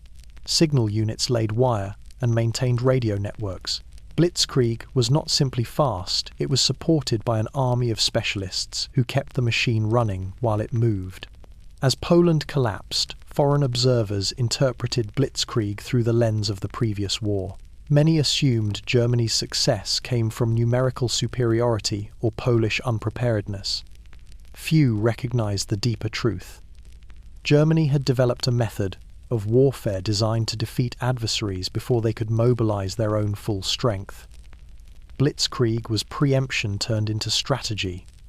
Inside Germany, the victory was celebrated as proof of national rebirth. Propaganda portrayed Blitzkrieg as a natural expression of German discipline and technological brilliance. Newsreels depicted tanks charging across open fields, aircraft diving toward distant targets, and infantry marching in tight formations. The message was clear: Germany had reinvented war. But behind the triumph, Germany's generals saw the limitations. The campaign had strained fuel reserves. Tank tracks wore down faster than production could replace them. Aircraft engines required extensive maintenance. Ammunition stockpiles dipped sharply. Blitzkrieg worked, but only as long as speed compensated for supply. A prolonged campaign would break the system. Still, the victory emboldened Hitler. He saw Blitzkrieg not as a tool, but as a guarantee, a formula that could be repeated across Europe before other nations adapted. Poland had fallen in weeks. France, Belgium, the Netherlands, all were now targets. All, he believed, would collapse just as quickly. The success in Poland transformed Blitzkrieg from doctrine to destiny. It convinced the Nazi leadership that speed could overcome shortage, resolve could overcome planning, and pressure could replace stability. The reality was more fragile. Blitzkrieg was powerful, but it demanded constant motion. And Germany, having stepped into a war it could not afford to slow down, would now rely on this momentum to decide its future. The world had witnessed the opening act of a storm. The next phase would come swiftly and strike even harder. When the snows of winter melted into the spring of 1940, Europe expected a long, grinding conflict. The First World War had taught generals to anticipate stalemate trenches, attrition, and slow advances paid for with unimaginable losses. But the war that began in September 1939 did not resemble the war that erupted in May 1940. What unfolded in a matter of weeks was the collapse of an entire region under the weight of a military machine designed to move faster than governments could think, faster than armies could respond, and faster than Europe could understand. Germany did not simply invade Western Europe. It swept through it with a tempo that redefined modern warfare. The attack began with the Low Countries, Belgium, the Netherlands, and Luxembourg, small nations caught between German ambition and Allied expectation. In the early hours of May 10, 1940, German paratroopers dropped onto Dutch airfields and Belgian fortifications. Their targets were not symbolic, they were strategic gateways. At Fort Eben Emael, once considered impregnable, glider-borne engineers landed silently on the roof and neutralized its artillery with shaped charges. The fort fell in hours, a blow that signaled to the world that the old rules of war no longer applied. The Netherlands collapsed first. German armoured units pushed through with relentless speed. bypassing strongpoints, splitting defensive lines, and seizing airfields. The Luftwaffe bombed Rotterdam, its devastating firestorm breaking Dutch resistance and triggering surrender. Within 5 days, the Netherlands, a nation that had remained neutral in the previous war, fell completely. Belgium fought longer and harder, but the German breakthrough did not come from the direction the Allies expected. French and British commanders believed the Ardennes forest was too dense for tanks, too narrow for motorized divisions. They stationed their best troops in Belgium, preparing for a repeat of the Schlieffen Plan. Instead, Germany did what no strategist predicted. It sent 7 panzer divisions through the Ardennes, forcing roads, blasting choke points, and driving day and night in a column stretching for miles. What seemed impossible was merely unexpected. On May 13th, German units crossed the Meuse River at Sedan. The French defences crumbled under dive bomber attacks and coordinated armour assaults. Once the bridgehead formed, the German advance became a flood. Panzers surged westward toward the English Channel, not south toward Paris. Their objective was not to destroy the French army, it was to cut it off, and they succeeded. Within days, the entire British expeditionary force and many of France's best divisions were trapped in a pocket around Dunkirk. France, stunned and fragmented, fought as best it could. Soldiers showed bravery, officers improvised, and counterattacks blunted several German thrusts. But the Wehrmacht moved too quickly, coordinating tanks, infantry, engineers, and aircraft into mobile spearheads that tore through defensive lines before they could reform. Dunkirk became the symbol of Allied desperation, a place where hundreds of thousands of British and French troops evacuated under fire simply to avoid annihilation. Once the northern armies collapsed or fled, the remainder of France could not hold. German forces advanced on a wide front, pushing toward Paris with a confidence forged from years of preparation. French commanders, exhausted and overwhelmed, realized they were fighting not just Germany, but the consequences of a decade of political turmoil, economic strain, and military miscalculation. On June 14th, German troops entered Paris. The city, declared open to prevent destruction, surrendered without a fight. 8 days later, France signed an armistice.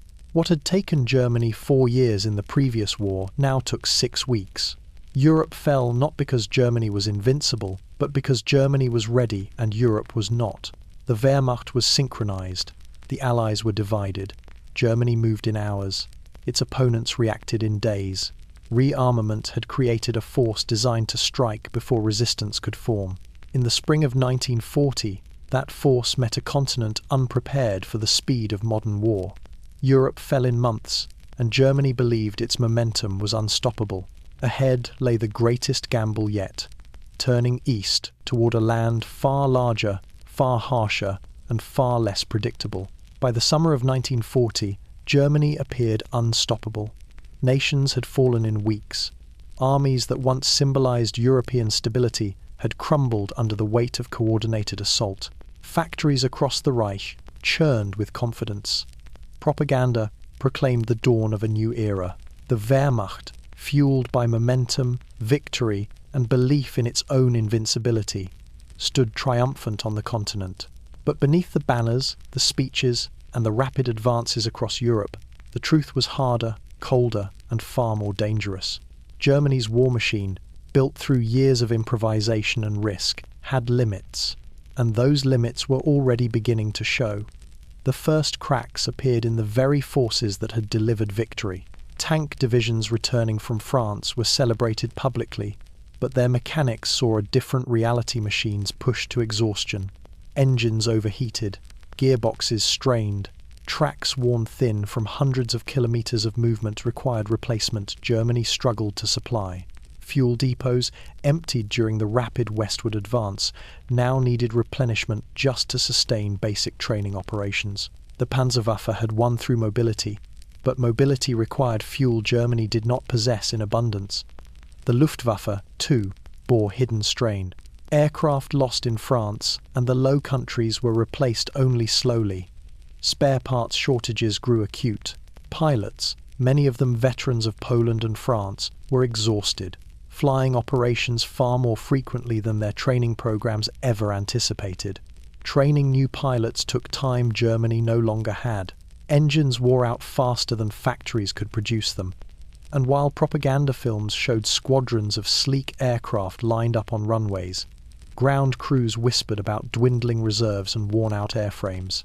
Logistics, the quiet backbone of Blitzkrieg, struggled silently. Armoured spearheads had raced forward faster than railroads could be repaired behind them. Supply columns stretched for miles, vulnerable and slow. Trucks broke down. Tyres burst. Fuel convoys grew thin. Germany had defeated France quickly, but doing so required a level of coordination that strained its supply system to the point of fragility.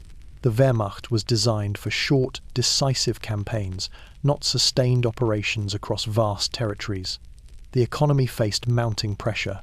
Synthetic fuel plants could not keep up with demand. Rubber shortages forced factories to ration materials. Steel production had plateaued, even as new divisions formed. Civilian goods disappeared from shelves. Workers laboured longer hours for fewer resources. The shadow economy creaked under the weight of wartime mobilization. Germany had conquered nations, but occupation required administration, security forces, and material resources. Instead of relieving strain, conquest increased it. The army's leadership understood these limits intimately. Reports from quartermasters, commanders, and logistics officers painted a sobering picture. Germany had achieved in weeks what had taken years in the previous war, but the Wehrmacht was not built for a drawn-out conflict. Its strength was in speed, coordination, and surprise. Its weakness was endurance. It could strike hard, but only for so long before shortages, fatigue, and mechanical failure undermined its advantage. Hitler, however, saw something else in these victories. He saw validation proof that his vision, his timing, and his leadership were beyond question. The speed of conquest convinced him that Germany could overcome structural weaknesses through sheer force of will and momentum. Where his generals urged caution, he saw opportunity. Where economists warned of shortages, he saw the solution in further expansion. The machine was not reaching its limit. He believed it was demonstrating its destiny. This divide between perception and reality would shape the next phase of the war. The Wehrmacht's officers prepared carefully for whatever came next, cataloguing weaknesses, requesting reinforcements, and warning that Germany needed time to rebuild. Hitler refused to give it. Time, in his view, was the enemy. Delay strengthened those who opposed him. Momentum must be maintained. The machine must move forward. As autumn approached, Germany stood victorious, yet vulnerable, triumphant, yet hollowed by its own pace. The Wehrmacht was strong, but not invulnerable. The Luftwaffe was formidable, but stretched thin. The economy was mobilized, but fragile. The nation had achieved what no European power had accomplished in a generation, and in doing so had locked itself into a path that allowed no pause, no retreat, and no reconsideration. The limits of the machine were clear to those who studied it closely, but to the man who commanded it, they were invisible. And so, believing victory inevitable and weakness temporary, Hitler turned his gaze toward the east, unaware that the machine he had built would soon collide with a battlefield that no amount of speed, deception, or early triumph could overcome.